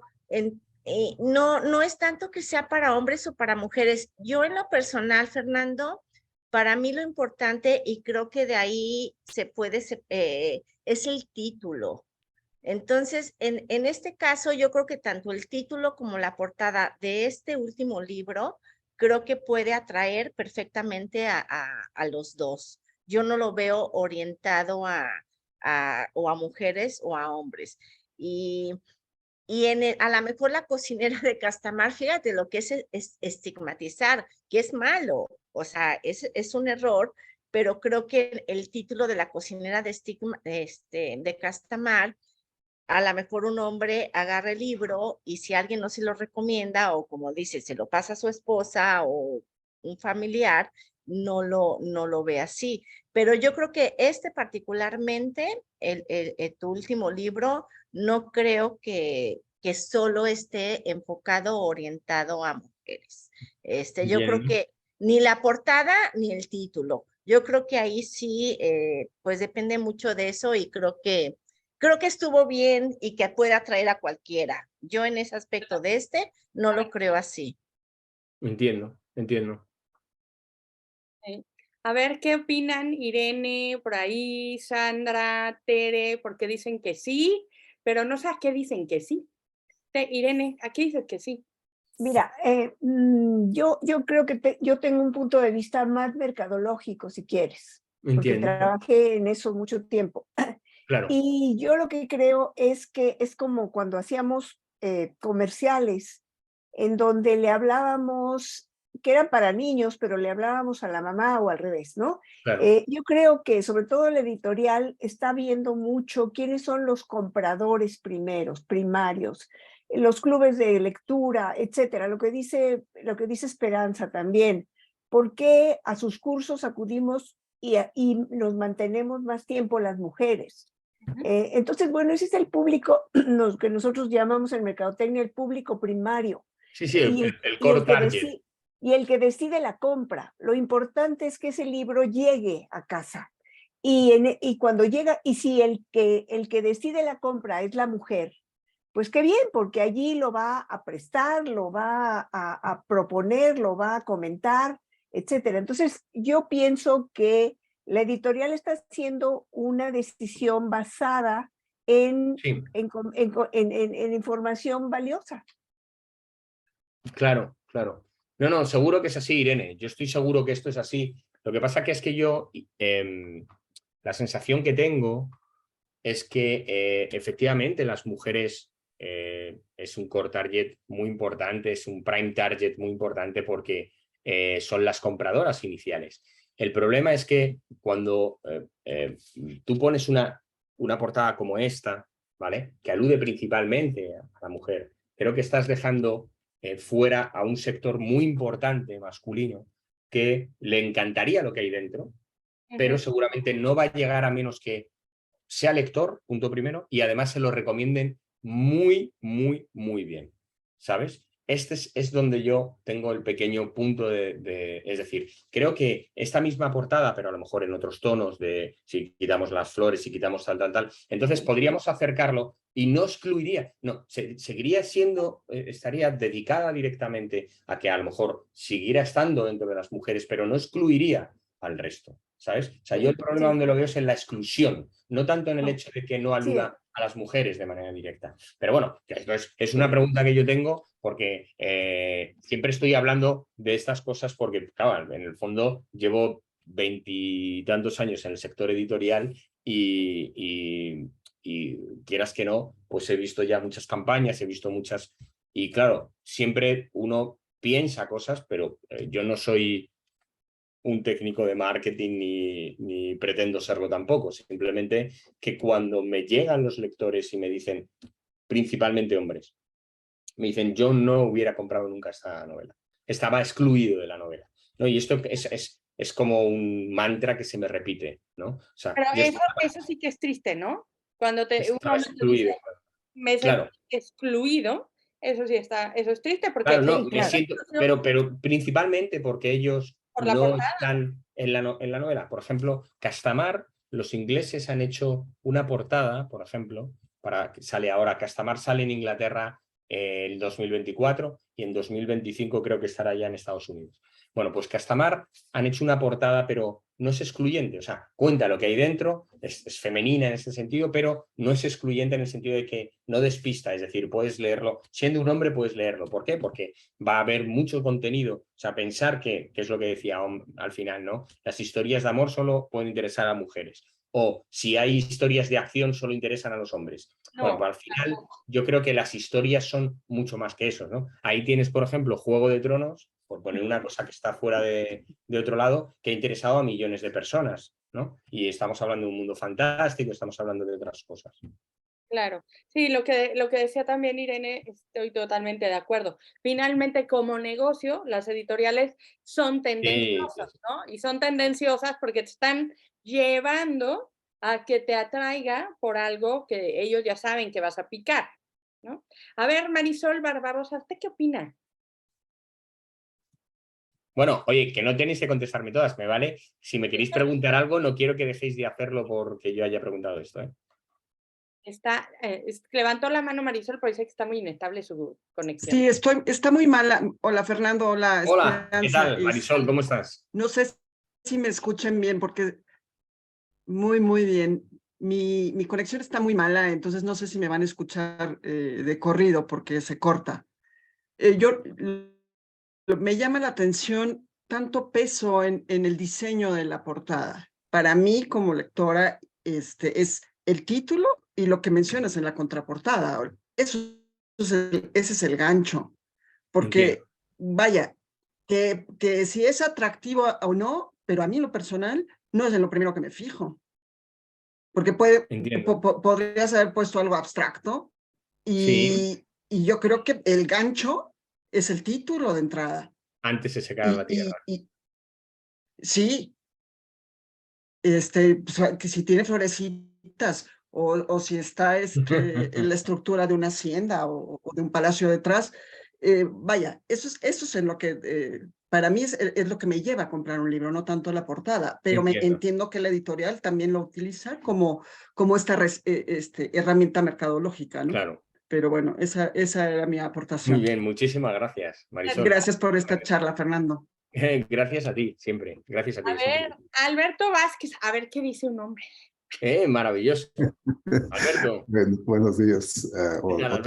Bien, para ustedes. Gracias ante todo, Fernando, por compartir. No, gracias a ti por estar ahí. Bueno, sí, para dar la opinión de un hombre. Maravilloso, seguro cuando que escuché al principio, yo no he leído el libro, tengo que aclarar eso. Pero ya me surgió la inquietud de leer el libro, tan solo por el título. Es muy de acuerdo. Eso de antes se secara la tierra es un poco así como por encima de mi cadáver, ¿no? Tiene algo de Webster también. Y sobre todo que yo trabajo mucho con la tierra en ese sentido y me relacioné mucho con la idea que expresaste al principio de que la tierra sigue permaneciendo. Los humanos sin duda entramos, salimos, pasamos nuestras vivencias, experiencias, etcétera, pero pues seguimos aquí. De paso. Por el título me llamó mucho la atención. Cuando sacaste la portada, como que sentí un bajón de energía. O sea, además, es que me pasa esto, me pasa esto, con los hombres me pasa esto. Y sé que es un poco esto, ¿sabes? Porque claro. Dime, pero me interesa más que hables tú que yo en esto. Sí, no, pero esa es mi sensación. Quería compartirte lo que yo sentí y lo que pensaba que era la historia. Ahora tengo mucha inquietud por leerla. Claro, sí, bueno, ya he de decirte que si le quitas la portada, que esto me ha pasado con mis amigos y con lectores infinidad, que muchos me han dicho, yo me lo he leído entero, me ha encantado, lo he disfrutado muchísimo, desde Quinta hasta Horacio Salvaterra, ¿no? Ese secuaz que es un húsar de la princesa, ¿sabes? Se las tienen tiesas entre los dos. Lo he disfrutado muchísimo, pero la portada la he tenido que quitar porque no va conmigo esto. Esto me ha pasado mucho, ¿no? Y fíjate, en Castamar, en Los 10 escalones, que es una historia así, tipo El nombre de la rosa, para que te hagas una idea, no me pasó, no tuve que explicar mucho. Las mujeres que se acercaron al thriller, porque les gustaba el thriller, lo leyeron perfectamente, ¿vale? Y eso que tenía una portada un poco más, así como más contundente o más masculina a priori, ¿no? Ya sabes que en esto al final del mercado, lo masculino o lo femenino, pues está un poco así, ¿no? Como que lo diseñan, ¿no? Todo. Pero pero claro, en Castamar y en esta estaba como muy centrado. Y te hablo de gente muy cercana mía, yo que sé, mis cuñados que me han leído siempre todo, ¿no? Que se leían todo. Con Castamar, alguno de ellos todavía no se la ha leído porque dice que es que le echa un poco para atrás la portada. Entonces, al final estas cosas parece que no, pero influyen mucho, influyen, ¿no? Esto que te ha pasado del bajón de energía cuando has visto la portada, puede pasar a muchos. Y entonces, claro, yo siempre trato de que al final, claro, es muy difícil transmitir lo que hay dentro de un libro, la historia, sus personajes, la profundidad, los conflictos, ¿no? O sea, en Castamar, al final, el barranco de Lavapiés, los duelos en la noche, las intrigas cortesanas que había ahí detrás, ¿vale? Tenían mucho que decir, tienen un peso muy importante en la novela. Y las luchas que ocurren allí entre estas dos familias, la forma en la que se dan, las intrigas que se utilizan para todo esto que está ahí, ¿no? Esa lucha entre ellas dos, por dos modelos muy diferentes de convivencia y dos modelos de entender la vida, pues claro, pueden interesar a hombres y mujeres, pero al final esa portada va a marcar, ¿no? Hacia dónde se va a dirigir. Y esto, por eso os lo he preguntado un poco. Así que me interesa mucho tu opinión también. Gracias. Antes de pasar con Sandra, también otra cosa, yo te lancé una pregunta ahora que terminemos con los escritores. ¿Por qué tardan en llegar a México los libros? No solo tuyos, ¿eh? O sea, ¿por qué tienes un público allá maravilloso? Vieron tu serie, están esperando tu nuevo libro. Yo cuando les dije que te íbamos a leer y te contacté, yo supuse que para este tiempo ya estaría tu libro físico en México y todavía no lo está. Claro, no, y a lo mejor no lo está. O sea, vamos a ver. Y no solo para ti, o sea, te digo, tú que tienes un super nombre, ¿no? Y te dan Bueno, ganas de hacerle a Planeta. No tanto, no tanto, pero mira, hay veces son problemas puramente digamos, de venta, es decir, que a lo mejor ellos están esperando que el libro haga un número de ventas en España para saltar el charco. O sea, ahora mismo en Latinoamérica está publicado, creo que está en Colombia ya, creo que está en Chile, hay varios países que lo tienen publicado en Latinoamérica, ¿de acuerdo? Pero cada filial de Planeta es como independiente a la hora de traer los libros. O sea, no es que Planeta de España creo que llegue y diga impongo todo esto, no. Es que cada uno puede creer que para su mercado no va a vender lo suficiente y no lo edita, por ejemplo. O puede creer que lo mejor es esperar a que haga ventas en España porque van a sacar la serie y entonces la llevamos. O sea, puede haber multitud de factores que estén retrasando esto, ¿sabes? O sea, por ejemplo, hay otras ventas, como por ejemplo en Portugal, en Croacia, no sé qué, que ya se han vendido los derechos y se va a publicar en esos países. Y fíjate que estos tienen que traducir en el fondo, claro, y que es más difícil. Pero el autor en esto puede hacer poco, créeme. O sea, esto es una decisión, porque o sea, otra cosa es que yo tuviera los derechos, o sea, que yo cuando haga un libro y lo vendo a Planeta, compran los derechos, ellos compran los derechos para habla hispana, con lo cual se quedan los derechos para hacerlo en España y en el resto de países. Tienen un tiempo limitado para hacerlo en Latinoamérica, eso es verdad. Si no editan en no sé cuántos años ellos perderían los derechos y entonces yo ya puedo buscar otras editoriales que quieran publicar el libro, por ejemplo, ¿sabes? Pero tienen que haberlo publicado como mínimo son en 2 o 3 países. En el momento que lo hayan publicado también en 2 o 3 países, ya los derechos quedan en su lado. Entonces, bueno, son ese tipo de cosas que hacen que al final haya territorios que digan, bueno, yo prefiero esperar, este libro a lo mejor todavía no ha cumplido las expectativas aquí, o lo ha cumplido, pero sabemos que hay una serie detrás y queremos esperar, porque si la serie llega aquí y lo lanzamos, va... O sea, puede haber, o hay gente que dice, pues yo lo quiero tener ya para que tenga mi público ya satisfecho y cuando venga la serie que enganchemos otra vez. O sea, son estrategias diferentes. Ya te digo, a nivel de autor yo puedo hacer poco porque yo normalmente me quedo con los derechos del resto del mundo, quiero decir, de habla inglesa o suajili, me da lo mismo, ¿sabes? El resto de idiomas. Entonces ahí es mi agente la que los vende, es diferente. Porque finalmente, y es algo muy curioso, tu libro está en versión digital. los que lo leyeron en México lo leyeron digital. Entiendo. Pero sé que muchos están esperando el libro impreso, ¿no? Claro, claro. Todavía seguimos leyendo así. Y eso Claro. es una cosa, es triste que la editorial, a ver, no es triste, es entendible que la editorial tenga todo este manejo, porque evidentemente ellos saben cómo lo van a hacer, ellos entienden el negocio y lo hacen, ¿no? Pero por otro lado es muy bonito pensar que mucha gente está esperando todavía esto, un libro en papel, ¿no? El mío está, mira, tiene chocolate, café, ya lo vamos, lo viví este libro, ¿no? Y creo que eso es algo que a las editoriales no se les puede escapar. Claro. No pueden dejar de lado que esta, digamos, intención todavía romántica de leer un libro, que es meterte a la historia, cerrar el mundo por un ratito y estar con el libro nada más, es muy importante, ¿no? Oye, iba Sandra a decirnos algo. Sandra, muy bien. Pregunta, ¿verdad? Hola. Pues hola Sandra, ¿qué tal? Hola.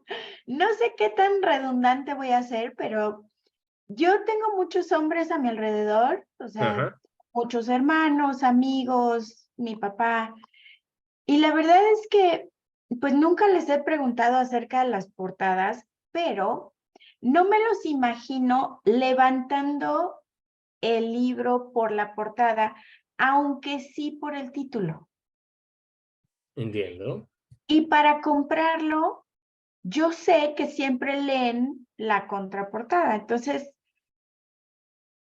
sí, a lo mejor valdría la pena analizar más la portada, pero el título es muy poderoso. O sea, sí me los imagino o sea, sí hay desayunos que de ahí nos pasamos a la librería y están, ¿no? Recogiendo libros, levantando para verlos.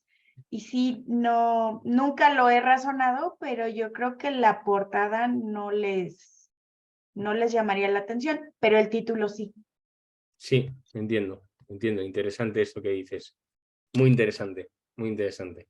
Fíjate, están diciendo, gracias Sandra, te mando un abrazo muy fuerte. Están diciendo que muchos están esperando al libro en papel para leerte y que ya les urge que llegue en papel. Fíjate. Claro, claro, pero ya te digo que yo no tengo poder ninguno para poder hacer esto. Oye, pero ¿y la serie? Ojalá, ¿eh? ¿Qué pasa? La serie es otra cosa, la serie es otra cosa. Si estuviera aquí Esteban podría hablar también más él, pero bueno, ha tenido que irse. Pero mira, la serie nosotros ahora la vamos a presentar, no sé si en un par de semanas o 3, la presentaremos en Netflix, ¿no? La vamos a presentar en Netflix. Entonces, bueno, a partir de ahí, ¿qué ocurre? Que esto suena muy bien, pero realmente el mundo audiovisual es un mundo muy, muy inestable, mucho más que el literario, muy inestable. Es un mundo en el que, voy a poneros un caso, yo en el 2005, aquí en España, iba a hacer mi primera película. Iba a hacer una película que se llamaba Ática, que era una película así como de ciencia ficción, acción y bueno. Sin entrar en más detalles, yo, mi productor real era Buenavista, Disney, para poder lanzarla, ¿vale? Y durante 5 años la película costaba 5 millones de euros, que es mucho, para el cine es mucho, sobre todo en España. Bueno, nos tiramos casi 5 años negociando, hablando con las televisiones, con 5 años, casi a 1 millón por año, para conseguir que compraran los derechos, bueno, para tener la financiación. Bueno, entonces, cuando por fin estábamos terminando, empezamos con el 2002 y estábamos como a finales del 2006, en un momento determinado, Álvaro Zapata, que era el vicepresidente de Buenavista y de Disney en España, le ofrecen ser el presidente del grupo de A Planeta, es decir, Antena 3, A3 Media, Planeta, tal. Y entonces él se va y decide irse. Y lógicamente él se lleva la película con él. Digo, para que veáis los eventos que ocurren. Tal. Bueno, a los 6 meses de estar en 6, 8 meses, yo no me acuerdo cómo fue, estábamos, vamos, nos debería quedar como 3 meses para dar claqueta, empezar a rodar. Teníamos entonces, bueno, una coproducción con Londres para poder hacer una parte, teníamos un apoyo por parte francés también, iba a trabajar una actriz que se llama Isabel Adjani, no sé si la conocéis. Sí, sí, claro. Que iba a trabajar con nosotros, bueno, estábamos tratando de que entrara Kiefer Sutherland en la producción, nos quedaba muy poco para poder salir. Bueno, pues a Álvaro en un momento determinado, bueno, o bien se va o bien le despiden, pero se va. Eso sí, se va del puesto en el que estaba. ¿Qué significó eso? Significa automáticamente que todo lo que hemos estado luchando durante 3, 4 años se fue por el garete en cuestión de un segundo. Teníamos un montón de contratos que nos daban 5 millones para poder rodar la peli, pero no había nadie capaz de, porque claro, Buenavista sí tiene esa capacidad para financiar esa cantidad de dinero, pero a ver quién, si se va a Buenavista o Día Planeta, pues no hay muchas que puedan hacerlo. Con lo cual no pude rodar la película, no la pude hacer. Entonces, por eso digo que esto lo vamos a presentar en Netflix. ¿Qué significa eso? Significa que va a entrar dentro de un proceso muy largo, muy tedioso, que en un momento determinado puede que, porque esto también ocurre, ¿no? Que las cosas de repente se disparan y hacen clac, clac, clac, clac y va muy rápido, ¿no? Castamar, por ejemplo, fue ese tipo de cosas, ¿no? Fue clac, clac, clac, clac y estábamos ya preparando la serie. Bueno, ojalá sea así cuando antes de secar a la Tierra. Eso significará pues, que de aquí a año y medio estaremos rodando y podremos sacar la serie. Nadie lo sabe. Así va a ser, Fernando, porque para quienes te hemos leído, y no solamente este libro, el anterior, para quienes te hemos seguido en tu carrera, eres un escritor de verdad que conmueve, que ya te lo hemos dicho. Gracias. Que nos mete a la trama, que nos hace gozar, pero también nos llevas a la desesperación de qué va a suceder, de cómo, ¿no? Cómo lo van a arreglar. Es decir, tienes una narrativa, sabes cómo contar las historias para que enganchen. Y eso finalmente, ¿qué busca uno al leer? Eso sería ya un tema para otra charla, pero creo que vivir otras vidas, ¿no? Tener esa posibilidad de vivir. Al final la literatura es eso, ¿no? La literatura, la grandeza de la literatura no solo está en entretenernos, sino también en inspirarnos, en transformarnos, en hacernos contemplar otras posibilidades que a lo mejor no las contemplamos al principio, ¿no? Ese es el poder de lo literario, ¿no? El hecho de que cada vez que leemos un libro nos transforma en algo, o nos inquieta, o nos conmueve, o incluso nos hace mejores, de alguna forma. Así es. Bueno, pues te agradecemos el haber estado aquí con nosotros el día de hoy. Domingo. No pasa nada. México es como medio. El placer ha sido mío, el privilegio ha sido mío.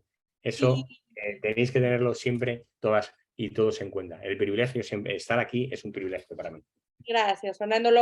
Evidentemente esta entrevista la voy a pasar a todos los demás grupos que tenemos de escritores y nos encantará por ahí ya, que será pues en septiembre cuando vuelvan las clases. Maravilloso. Que te vengas al taller porque ahí vas a ver a 2, 3 veces más de los que te han leído y de verdad, siempre es un gusto, nos haces pasar un rato sensacional, eres tan generoso y eso además hace que todavía te queramos leer. Oye, ¿por qué pasa, no? Pasa que dices, el libro está buenísimo, ¿cómo será el escritor? Oye, si el escritor es como tú, pues ya. Me vas a sacar los coroles. Mira, te voy a decir una cosa. Hay algo que siempre les cuento también a los escritores en construcción. Cuando uno tiene un escritor que le gusta, ya no importa la portada, ya no importa el título. No, eso es verdad, eso es verdad. Y eso es verdad, ¿eh? Si yo sé que empiezan a anunciar el próximo libro de Fernando J. Núñez, no voy a preguntar de qué se trata. Una pregunta. ¿Y da lo mismo que fuera de cualquier otro tipo de temática? Por ejemplo, si fuera de narrativa fantástica, ¿te daría lo mismo? Claro, porque al final esto es importante, el vínculo que haces, lo haces con el escritor. Ya después habrá libros que te gusten más o menos claro. del mismo escritor, ¿no? Pero el vínculo que hago cada uno de nosotros lo hacemos contigo. Y si nos traes, de pronto dices, oye, pues mira, he querido hacer desde hace muchos años y me lanzo un cuento para niños, te vamos a leer. Sí, tengo muchos, de hecho. ¿Sabes? O la literatura fantástica, te vamos a leer. Porque lo que estamos buscando en la librería es a Fernando. No, te lo pregunto porque la próxima es muy probable que sea de narrativa fantástica. Pues te vamos a esperar. Es un mundo fascinante que llevo creando desde hace más de 30 años. O sea, tú fíjate. Fíjate, no, pues ya. Tienes que... Una historia muy apasionante. Hay mucha historia, hay mucho amor, hay mucho amor también, pero hay mucha aventura, hay mucha... Tiene ese olor de las aventuras clásicas también, ¿sabes? De Sabatini, de todo esto, ¿sabes? Qué interesante eso que dices. ¿Cómo tú como escritor también quizás necesitas, ¿no? Subirte en otro tipo de retos? Yo sí. O sea, tú coges Castamar y bueno, ¿te acuerdas lo que te he dicho antes de que toda mi obra está atada por lo épico o por la epopeya, ¿no? O sea, de hecho, hay una segunda parte de Castamar que tengo también, está ahí en el baúl, ¿no? O sea, algún día puede que salga, es probable que salga, es muy probable que la escriba. Y tiene mucho que ver con la épica, tiene que ver mucho con la historia, ¿no? De cómo continuar esa saga de Castamar. Y toda mi obra, si le quitas las portadas, le quitas todo el environment, al final te quedas con lo que son las historias. Te das cuenta de que todos mis personajes al final, esta es lo que te decía, se enfrentan a retos descomunales, ¿no? No importa, o sea, que tengan tal perspectiva o tal otra. Al final, ese conflicto no es un conflicto frente a tengo un padre desalmado y ya, ¿no? Es algo mucho más grande, ¿no? Al final, ese padre desalmado está apoyado, pues, por ejemplo, como pasa en los 10 steps, en los 10, perdón, que lo digo en inglés, en los 10 escalones, ¿no? De repente te das cuenta de que te estás enfrentando a toda una sociedad, ¿no? Hay un momento que Isabel, por ejemplo, en los 10 escalones, se tiene que enfrentar a su maltratador, ¿no? Y entonces es una mujer que ha olvidado el coraje que tenía cuando era, porque claro, ha sido mucho daño el que ha recibido de este hombre.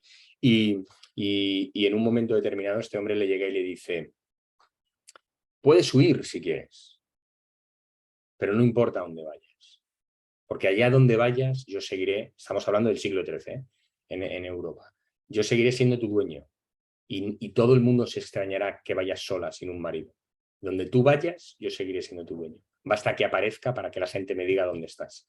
Porque pase lo que pase, yo soy tu dueño. Bueno, esto, por ejemplo, no se está enfrentando realmente a un marido maltratador, que también, pero ese marido maltratador significa toda una sociedad y un pensamiento que hay detrás, muchísimo más grande, muchísimo más grande que él mismo, ¿no? Porque lo que le está diciendo es, el mundo es una cárcel. Y este significado es lo que es descomunal. La cárcel no es vivir solo con ese marido, sino que no importa dónde quieras huir, sigues en la cárcel. Este es el gran desafío, ¿no? Eso es la epopeya, eso es la épica. ¿Por qué? Porque al final ella sale de esto. Al final ella tiene el valor de rebelarse contra esto, ¿no? Y por eso digo que es épico. Porque una mujer normalmente que está siendo maltratada le es muy difícil salir del ciclo de violencia por sí misma. Necesita ayuda, ¿no? O sea, yo me informé mucho sobre las mujeres maltratadas y lo mal que lo pasaban, ¿no? Y una de las cosas primero que me dijeron es una falsedad pensar que las mujeres maltratadas son solo maltratadas las condición humilde o las que no tienen recursos económicos o intelectuales o sociales. Entre las mujeres maltratadas hay magistradas, por ejemplo. Sí, señora, ¿sabes? Entonces, esto, por ejemplo, era una cosa que yo ponía de relieve, ¿no? Es una historia mucho más dura, la de los 10 escalones, ¿vale?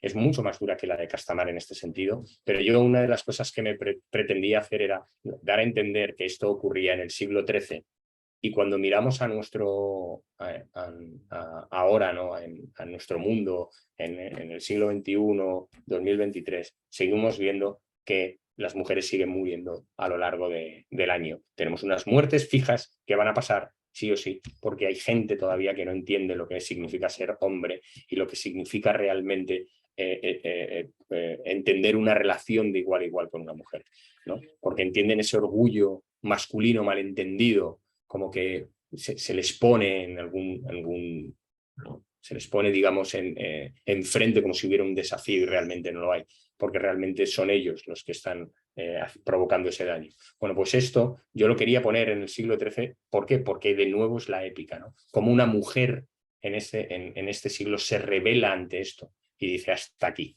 aunque me cueste la vida, pero hasta aquí hemos llegado, amigo. Y cómo se enfrenta, ¿no? Con qué valor se enfrenta, con qué valor se reconstruye y empieza a encontrar, digamos, ese antiguo yo, ese valor que tenía dentro, que estaba aplastado, pero no había sido destruido en ningún caso. Entonces, para mí esto es lo importante en mi obra. Si luego es de narrativa fantástica porque es un mundo inventado que yo tengo desde hace 30 años, o es un mundo como el de Castamar, bueno, por ejemplo, que tiene mucho que ver, por ejemplo, esta narrativa fantástica además es una narrativa fantástica que no es medieval precisamente, es un siglo XVIII, ¿no? Con todas sus peculiaridades y tal. Pero si hago este mundo, o hago en Castamar, o hago los 10 escalones, o hago... Al final me interesa que mis personajes estén siempre ahí, ¿no? Que estén enfrentándose a estos retos descomunales, ¿no? Y que salgan bien parados o salgan mal parados, ¿no? Al final lo que importa es que se enfrentan, ¿no? De una u otra manera tienen el valor o el arrojo, ¿no? Ahí tienes a don Gabriel, que sabiendo que es un hombre negro, que está metido dentro de la jaula de Castamar, que está metido dentro de lo que es esa jaula de oro, que viste como un caballero pero nadie le concede ese título, y al final él dice, bueno, ok, pues entonces yo tengo que salir de la jaula, tengo que buscar esta identidad personal mía, ¿no? Y tengo que salir de aquí. Esto es un poco lo que a mí me interesa siempre, ¿no? Ver los personajes con esas profundidades. Ay, Fernando, qué maravilla esto que nos acabas de decir. Fíjate, nos quedamos.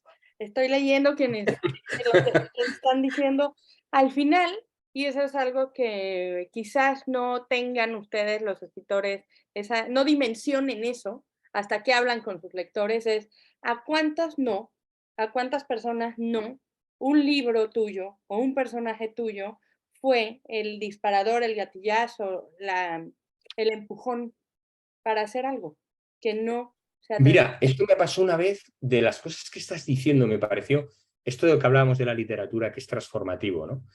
Mira, una de las cosas que yo creo que me han pasado, que la recuerdo con mucho cariño, fue una presentación de Encastamar, precisamente, que hice en Almería, ¿no? Entonces, la persona que iba a presentar conmigo, se llamaba Antonio, ha fallecido ya, lamentablemente, tenía un cáncer en el cerebro y le acababan de operar, ¿no? Entonces, este hombre tenía una ilusión bárbara porque era un gran lector y pensaban que no iba a poder leer. Pero sale de la operación y resulta que sí puede leer. Y lo primero que lee es La cocinera de Castamar, ¿sabes? Entonces, tenía una ilusión bárbara, le encantó La cocinera de Castamar, le pareció maravillosa, y entonces tenía la ilusión de presentar conmigo la novela en Almería, ¿no? Donde fuimos a presentarla. Que me invitó el periódico de Almería, les conozco allí, Antonio Lao, maravilloso, que es el director del periódico, y entonces me dice, de repente, cuando hemos terminado la presentación, me dice su mujer, la mujer de este hombre, que se llama también Antonio, como el director del periódico, se llama Antonio, me dice, el libro ha significado muchísimo para él.